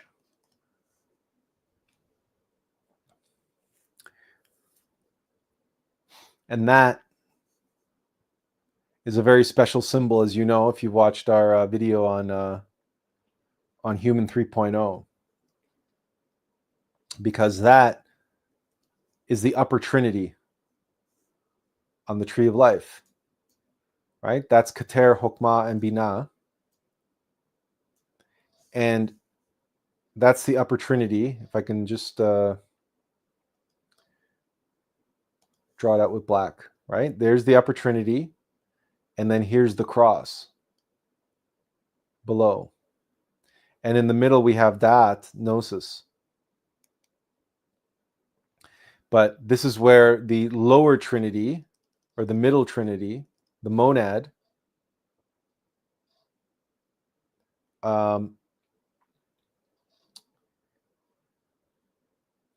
rises up. But we have the cross in the middle, and that's how we get this symbol, which is Attlas,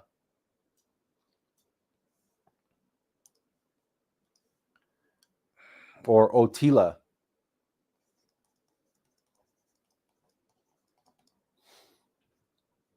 That happens to be the origin of the name Attila. Otala, Otila, Othello, right? Attila. And this relates to the 10 because we have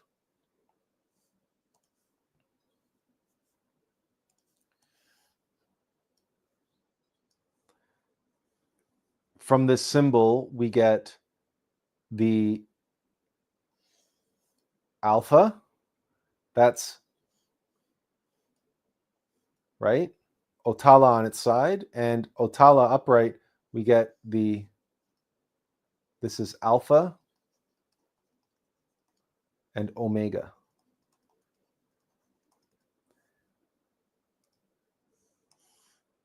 Right? That's the origin, the alpha, and the everything, the omega. That's the dot and the 0. The origin and the infinity. And if you extend down this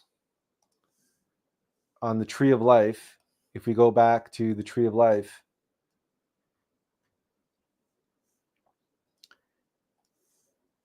this extends down to the causal body. We have the infinity symbol here.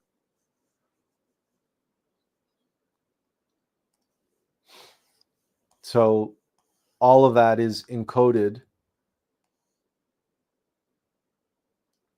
in this number 10. And then the Holy 8 now gives us another very interesting number, because now we have 8, 9, 10, and 11.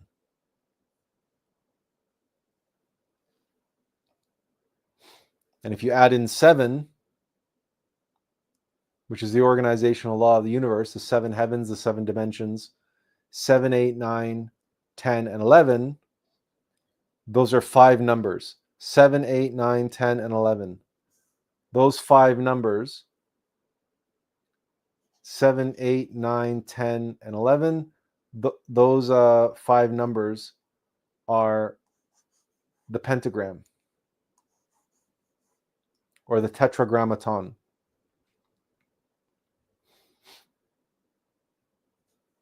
And 5 times 2 is 10. which brings us back to the one and one, or the masculine and feminine, and the union of masculine and feminine.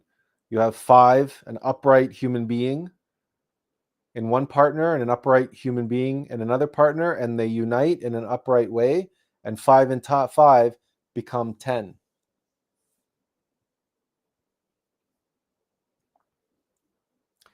You see, 6 is not part of this. So when Azazel says, 6 still sounds like more than halfway, though.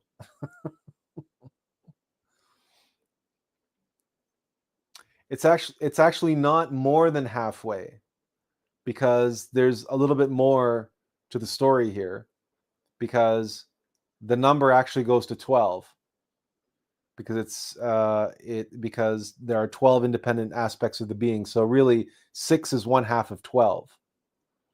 So you might think 6 is halfway there, but it's a question of, is it half full or half empty? That's the question, right?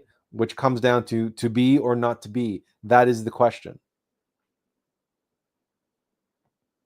And Benjamin says, okay, yeah, so we covered that one. Benjamin Raphael says, the number 10 is often associated with perfection, but is this connection arbitrary, or does it have its roots in numerology?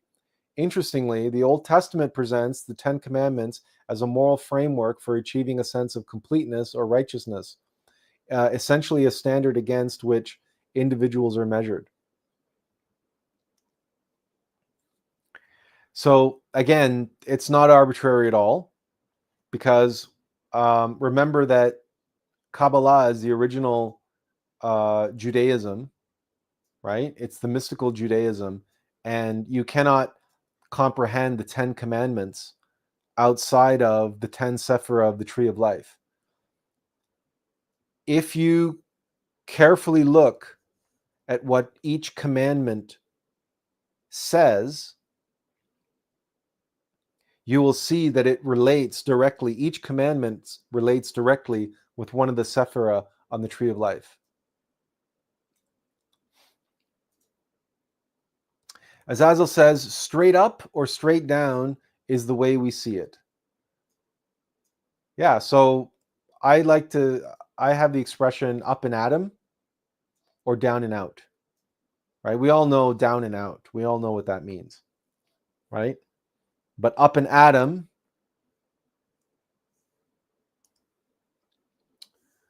up and atom, right? Adam, Adam. Yeah, straight up or down and out.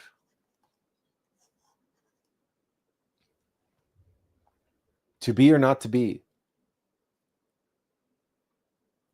And so the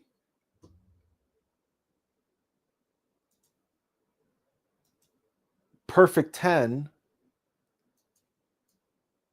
coming back to it, we have to understand it all within the laws of 3, because we have to create that 10. We begin by creating a 9 out of a 6.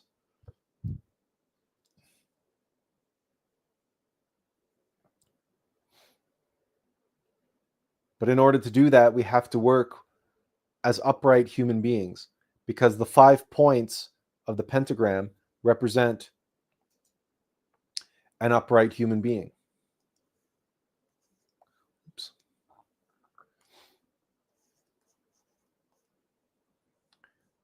Right? 1, 2, 3, 4, 5. So a couple working together in sexual alchemy, and they are not spilling the cup, right? The chalice. The cup is protected, like the ark. And I wanted to just pull up that slide from, but for whatever reason, I don't know why.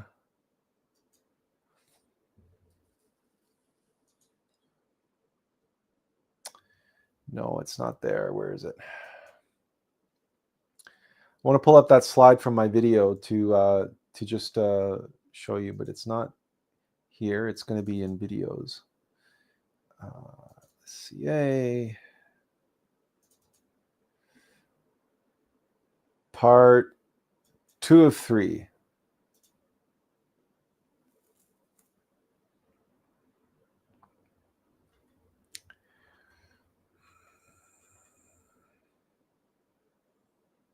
There we go. You guys see that okay? Let's see. View slideshow. No. Primary monitor. Play narration. Use timings. Okay.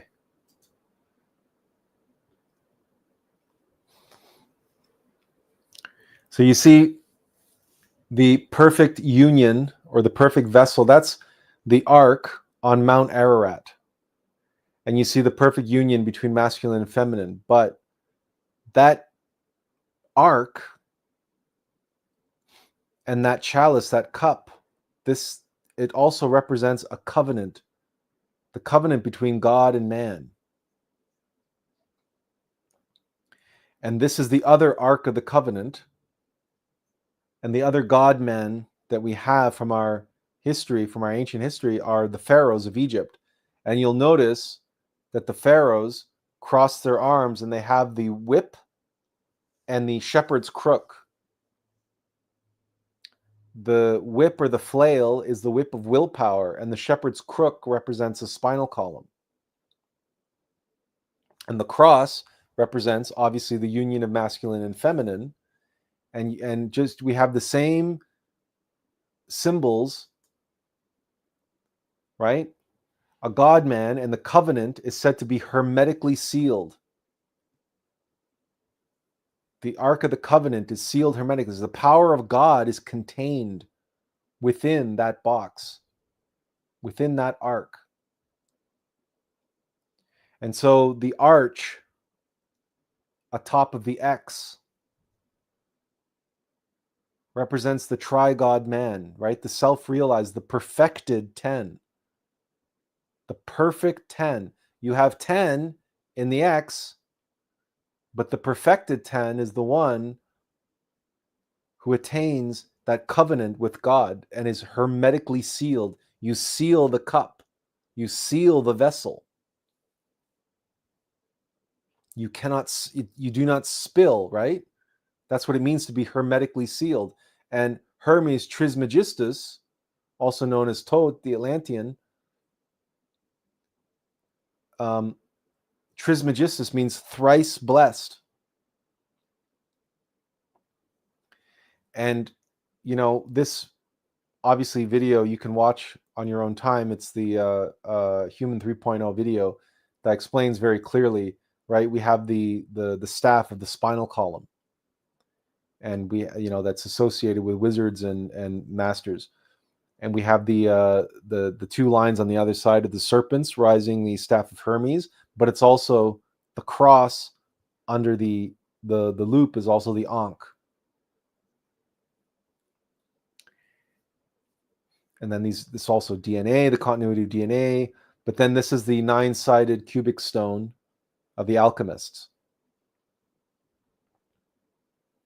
It's the philosophical stone that turns the lead of ego into the gold of the human soul. And this relates, you see the philosophical stone here relates directly back to the Ark of the Covenant.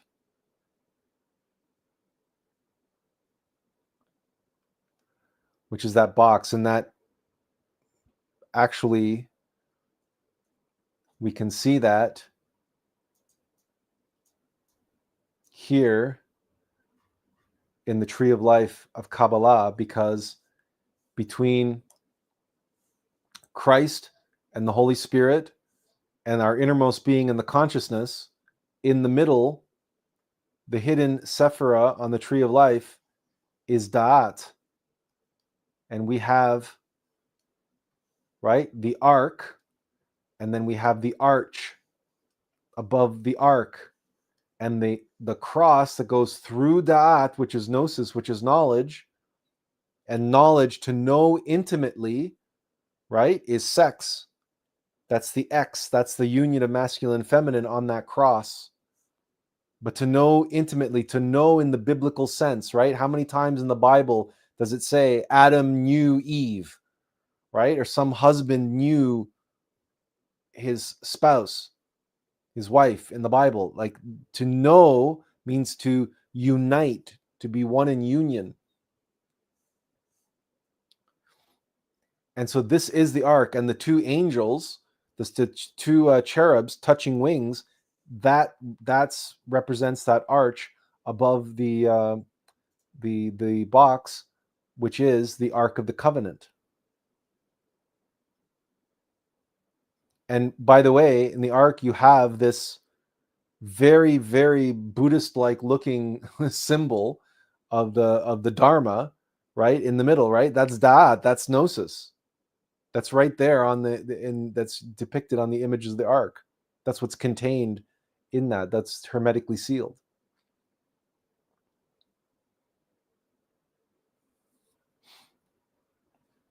And then these symbols we see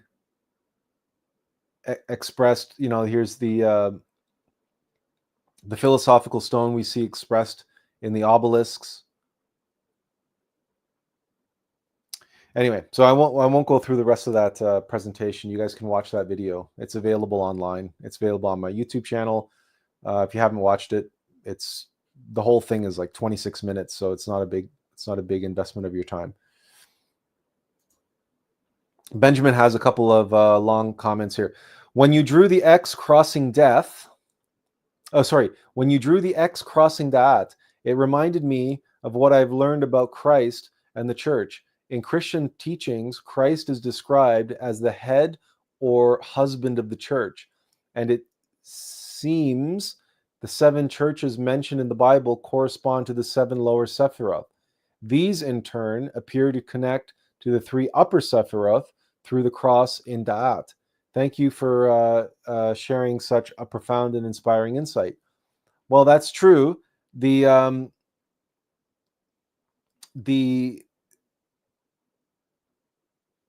7 churches of Asia are the 7 chakras as well. So that's something that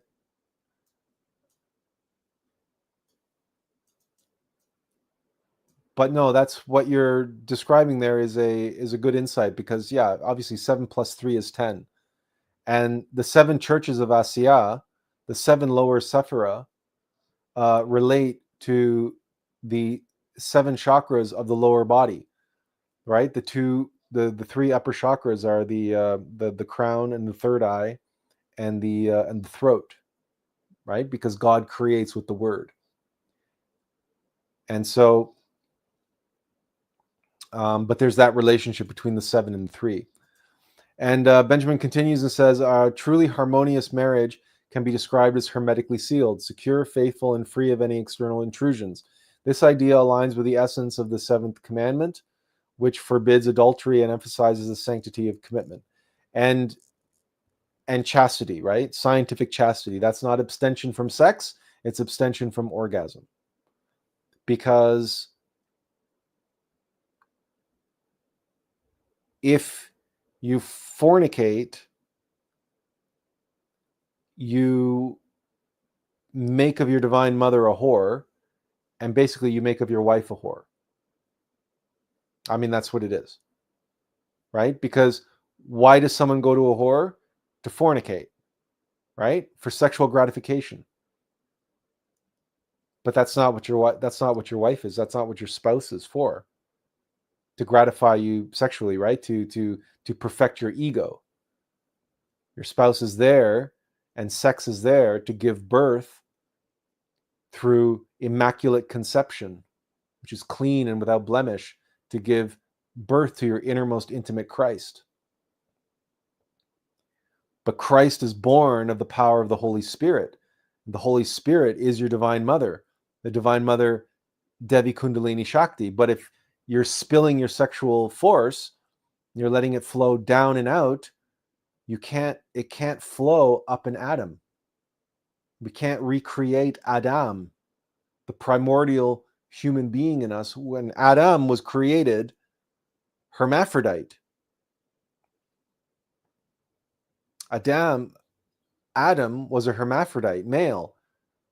In the story of Adam and Eve, when Eve was taken from Adam's rib and formed from one of Adam's rib, that was the separation of the primordial humanity on this planet from hermaphrodite male into male and female as we know them today. That's when that separation took place. That's what's being allegorized in the Garden of Eden, that the female was separated out from the hermaphrodite male, but the original humanity on this planet had the capacity to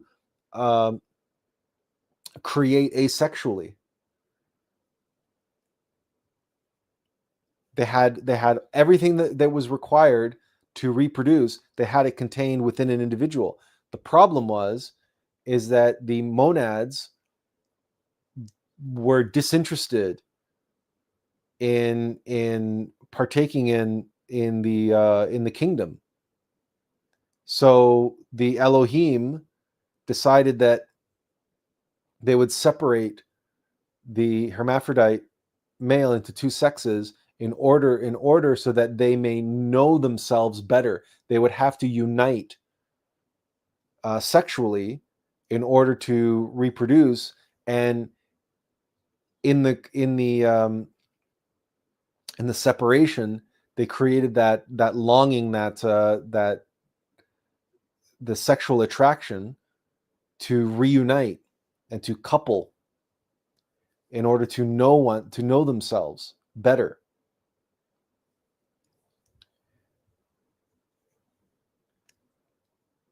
And I mean, unfortunately, in the Lemurian epoch, humanity discovered the orgasm. And when they discovered the orgasm, then they became obsessed with sex, and they forgot their higher self, and they forgot the purpose of sexuality, and the purpose of coming together with their other half was in order to give birth to their true self, in order to perfect themselves and become perfect 10.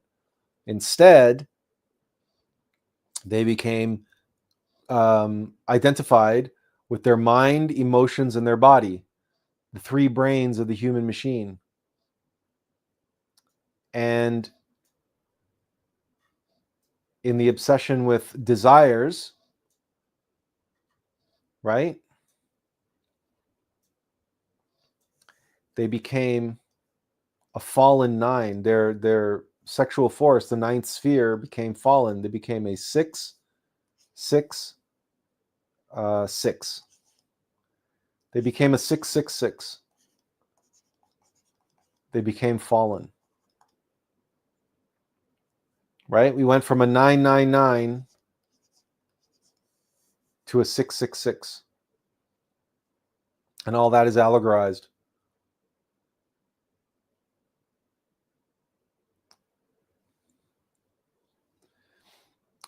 Benjamin Raphael says, instead, they gave birth to human machines, homunculi,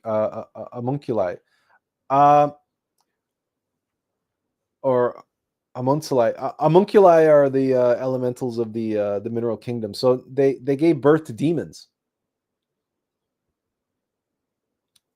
the intellectual animals, right? Yeah, the humanoid, the mechanical humanoids, but that's not homunculi. The elemental spirits of the mineral kingdom wouldn't take kindly to that, I don't think, because they're innocent and they're beautiful, and they watch after mechanical nature and in the forests and the mines, especially the minerals. They look after the mineral kingdom. They are the mineral kingdom. So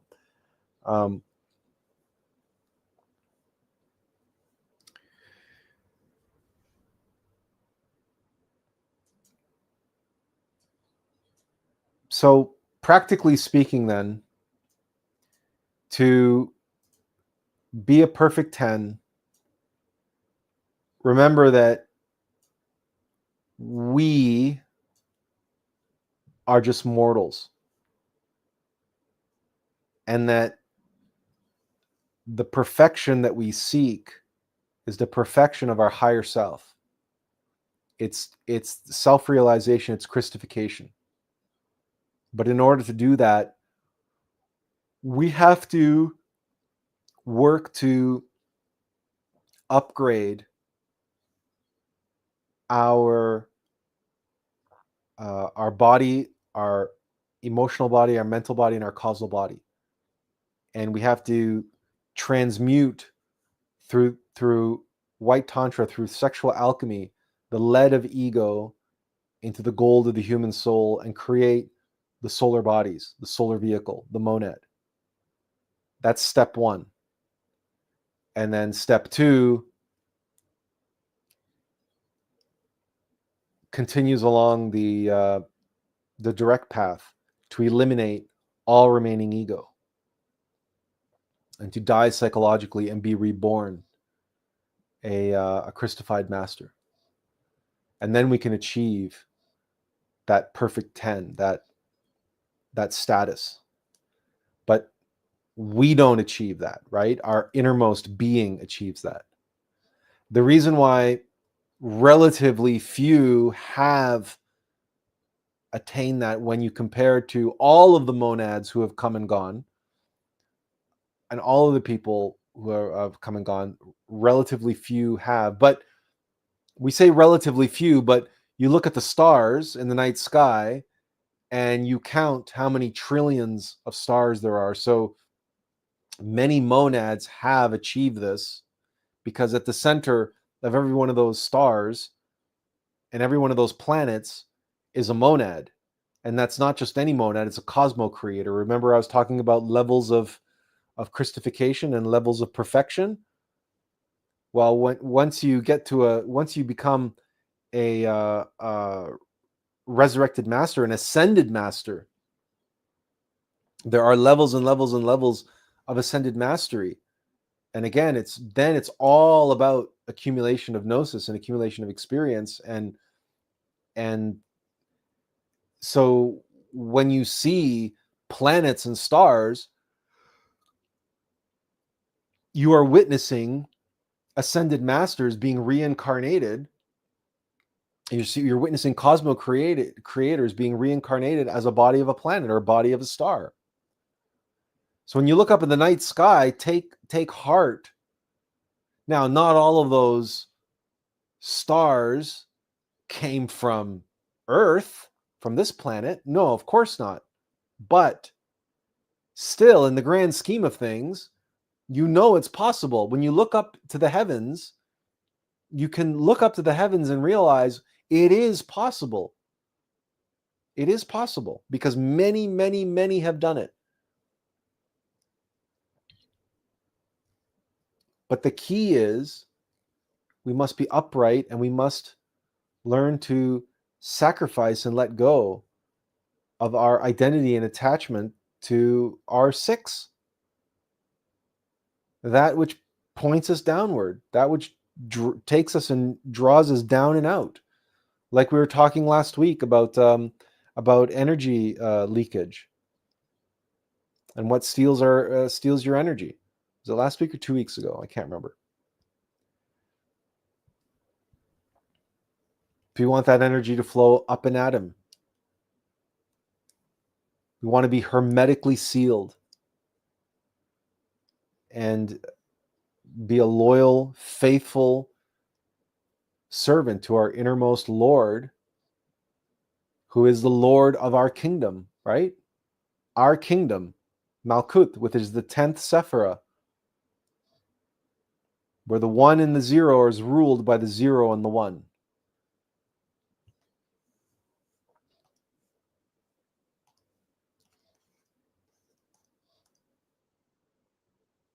Because when you look at this, you get the 2 pillars in the tree of life, and you get this center pillar, right? You get the space between the 2 pillars. That's what's behind me on the Torii gate, that which is beneath the arch. Because what's really nice about this visualization, if you can use the powers of your visualization to penetrate through all the scribbling. What if I made a really thick, as thick as a marker as I can make, and well, let's just choose a different color just to help you see it. Right, from 10 down here to 1 up here.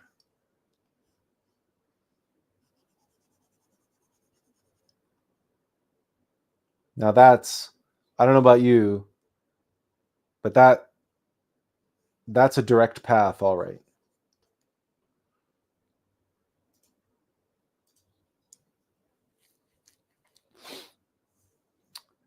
From 10 down here to 1 up here. That's 10:01. Yeah, I know. I know, Azazel. I know. I do that all the time, don't I?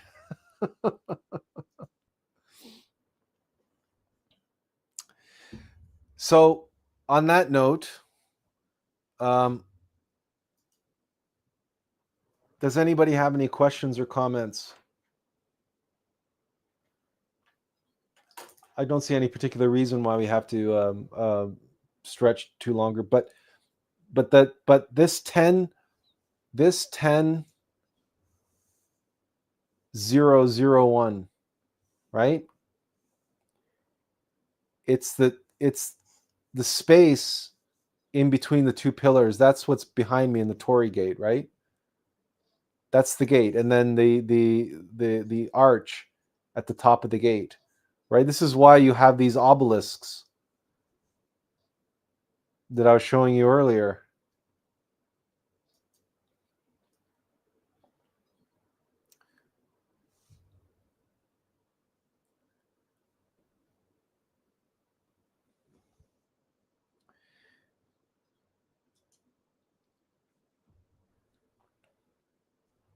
As Azazel says, Leah, your last name is always tripping me up. Leah de Tonacour says, thank you, Atlas. You're welcome. And Azazel says, I'll ask again. So when a star dies, a monad dies? No. When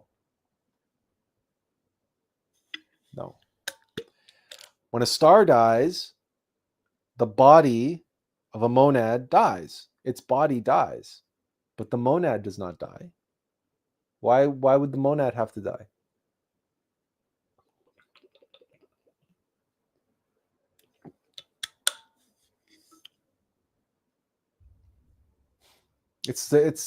That's its innermost being and its divine soul, right? Its physical body dies. Its emotional body dies. But you see, a star is different. It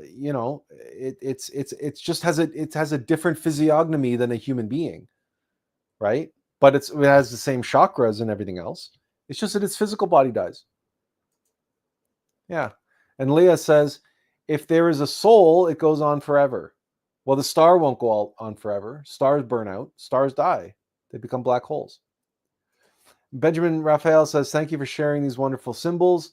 It feels like delving into the realm of spiritual mathematics.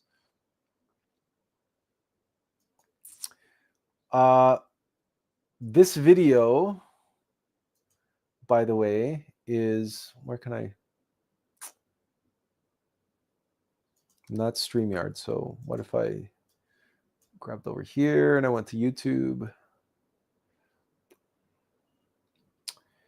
Your videos. These slides that I'm pulling from, that I was showing, it's from the this video. Here, watch on YouTube.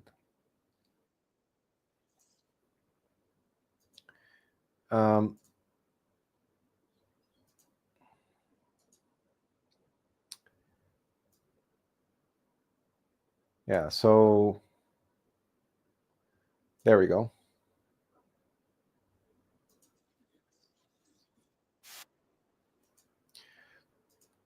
So This video is the Human 3.0 Critical Upgrade Full.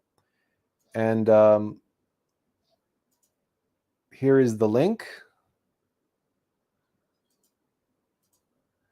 So, but you can also do a search. It's on, obviously, if you're watching on YouTube, you know the YouTube channel anyway. But here's what you can search YouTube for. Human 3.0 Critical Upgrade Full. And now, the other place you can get these is... This is the Atlas Conscious Arts website. And if you scroll down, there's the 6-minute version. But if you scroll down, we have all 3 parts of that video. So the full version is broken out into 3 parts here. They're roughly 10 minutes each.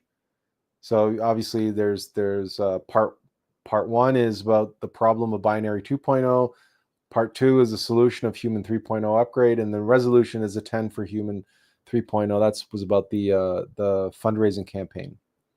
So that's atlas.ca. That's the easiest one to remember. Atlas.ca, and just scroll down, and then these are all the YouTube video links. So if you haven't had a chance to watch that presentation yet, so that's there for you. Okay. So if nobody else has any more questions or comments or anything else, I wanted to just have an opportunity to share with you that perfect 10, where it comes from, and that its roots are in Kabbalah, and its roots are very, very deep indeed. And because they're so deep that... oh, okay, Benjamin, I'll wait. Its roots are so deep. That's why so many become so obsessed with perfection, and how it is that the ego can hijack and become so possessed with, perfecting things out there in the world, because that's what they're doing. They're exploiting this very, very deep longing that we have for self-realization of the being. But that self-realization is becoming a perfect 10, right? Perfecting the 10 Sephirah and putting all of the tree of life. That, by the way, that reminds me, because we're coming upon Christmas. That's what a Christmas tree is. That's what the Christmas tree represents. People say that it's a pagan symbol, because because they believe everything they read on the internet. But the truth is that the Christmas tree is an illuminated tree of life. Now, what's an illuminated tree of life? All of the ornaments, the balls on the Christmas tree, those are the Sephirah. And the garland, that's the rune Sig. That was the other thing that I wanted to mention that I forgot to mention, is that the Sig rune represents the Christ and the movement of the Christ on the tree of life. But it's also in the rune Attlas. And this is covered in the video as well. But you have the Sig rune. So if you have the midpoint, right, is the center, but the Sig rune, you have one here and one here. That's this rune.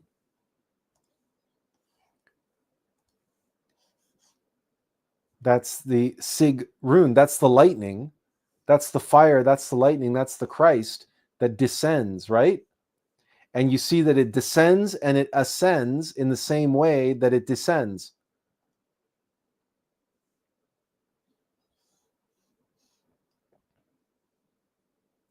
That's what's what you see in Attlas, is that these two Sig runes come together. and each one is three lines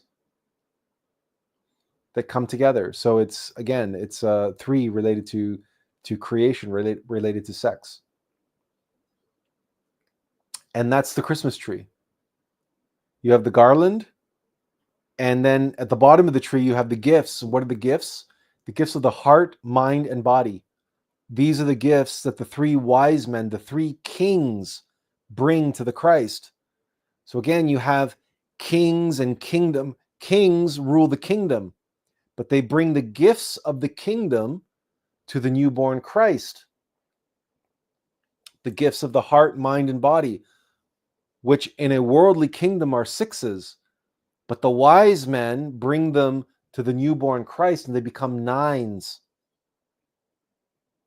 Because the upright sexuality, the upright nine, and that's what puts a star on top of the tree, in Keter, in the crown. That's what crowns the tree, is the star, the lightning, the spark of Christ. They follow the star into Bethlehem.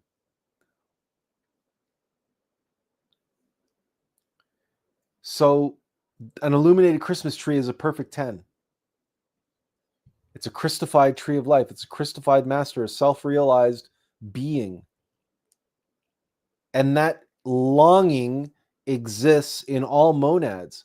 It's only a question of, you see, when the monad reaches, when it earns the level of nirvana, it's given a choice and it's given an opportunity. And the challenge is, there are tests and trials and ordeals at every point along the journey. And one of them is that monads can become identified and attached to nirvana, in the same way that monads can be identified and attached to this world.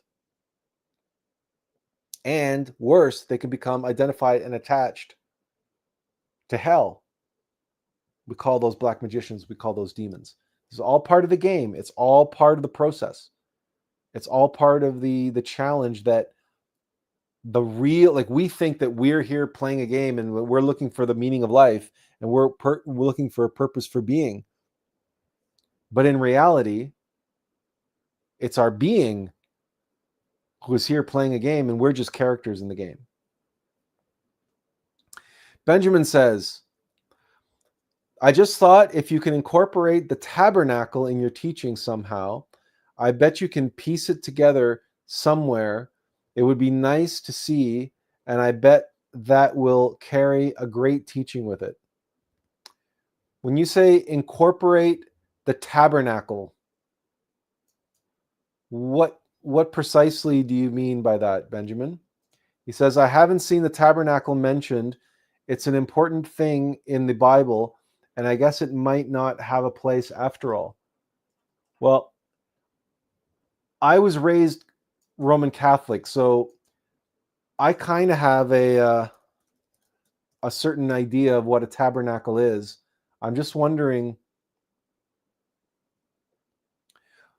are you referring to tabernacle as the dwelling in, like, the portable sanctuary constructed by Moses as a place of worship for the Hebrew tribes during the period of wandering that preceded their arrival in the Promised Land? I'm pulling that right from Google, by the way. Is that what you mean by tabernacle? Or,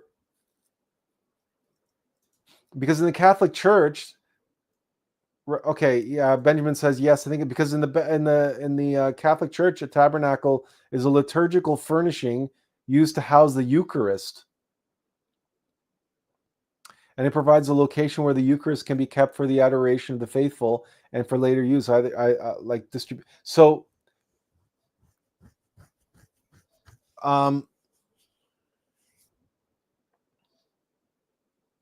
okay, so the layer of the tabernacle. Okay, if you're looking at it from the point of view of the Jewish portable sanctuary construct, yeah, it's modeled after the Temple of Jerusalem. So I haven't used the symbol of a tabernacle, but the symbol of the temple is the same symbol. It's the same symbol, actually, as the vessel that carries the Eucharist, because the Eucharist is the Christ made flesh. So the tabernacle or the temple, that's our temple. We are the tabernacle, right? And what, a couple weeks ago, when was it that I was talking about Four Noble Truths, focus on your fire? Remember, a few weeks ago, I did a live stream, and I had in the background Jesus kicking the moneylenders out of the temple. It was the Four Noble Truths live stream. I'm just trying to play it here.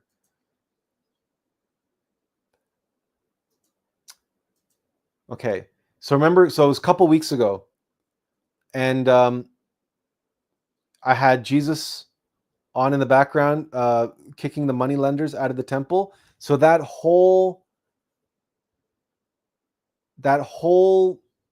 allegory, that whole analogy of the temple, and we are the temple, and we have to kick the moneylenders out of the temple. Temple and tabernacle might as well mean the same thing, right? It's the house of God. It's just that the tabernacle or it's the Ark of the Covenant. Either way, it's the same analogy. It's the same symbol, just at different scales. It's the cup. It's the chalice, right? It's the Ark of the Covenant that needs to be hermetically sealed. And so in order to do that, you have to kick all of the impurities out. You have to cleanse it of all the impurities. And that's Jesus ejecting the moneylenders and the livestock traders from the temple. That's cleaning out the tabernacle, right? Because the tabernacle must be worthy to receive the Christ. And the Eucharist in the Catholic Church is the body of Christ, right? That's the Eucharist. So the tabernacle is that which houses and holds the body of Christ. And the body of Christ are the solar bodies, not this physical body, but the solar bodies, the human soul, which has to be perfected, which has to be created. So, but I'm glad you brought it up, Benjamin. Yeah, I'm glad you brought it up. He says, "Cool, thanks, Attlas, and Benjamin." Yeah, because Benjamin Raphael says the layout of the tabernacle is also a symbol of the human temple. Yeah, exactly. So, all right then. If you got that cleared up, then any other questions or comments before we sign off? I didn't get a chance to wish all of our American friends happy Thanksgiving. I hope you had a good Thanksgiving. I hope you took advantage of the opportunity to feel gratitude and show gratitude for others. And we're now heading into December, which is the month of Christmas. So I guess we already got a little bit of a Christmas preview today with our talk of the Tree of Life and the illuminated Tree of Life. Leah says, blessings all. Thank you, Leah, for being here as always. And I want to thank all of you for being here as always. I'm just watching the snow coming down where I am. So we finally have snow on the ground. So winter, it seems, has finally arrived. And pretty soon the whole Christmas spirit will be taking hold. So with that thought, have a wonderful week, and hopefully we'll see you all back next week. And until then, as always, take care and inferential peace. Goodbye, everyone. God bless, and have a good one.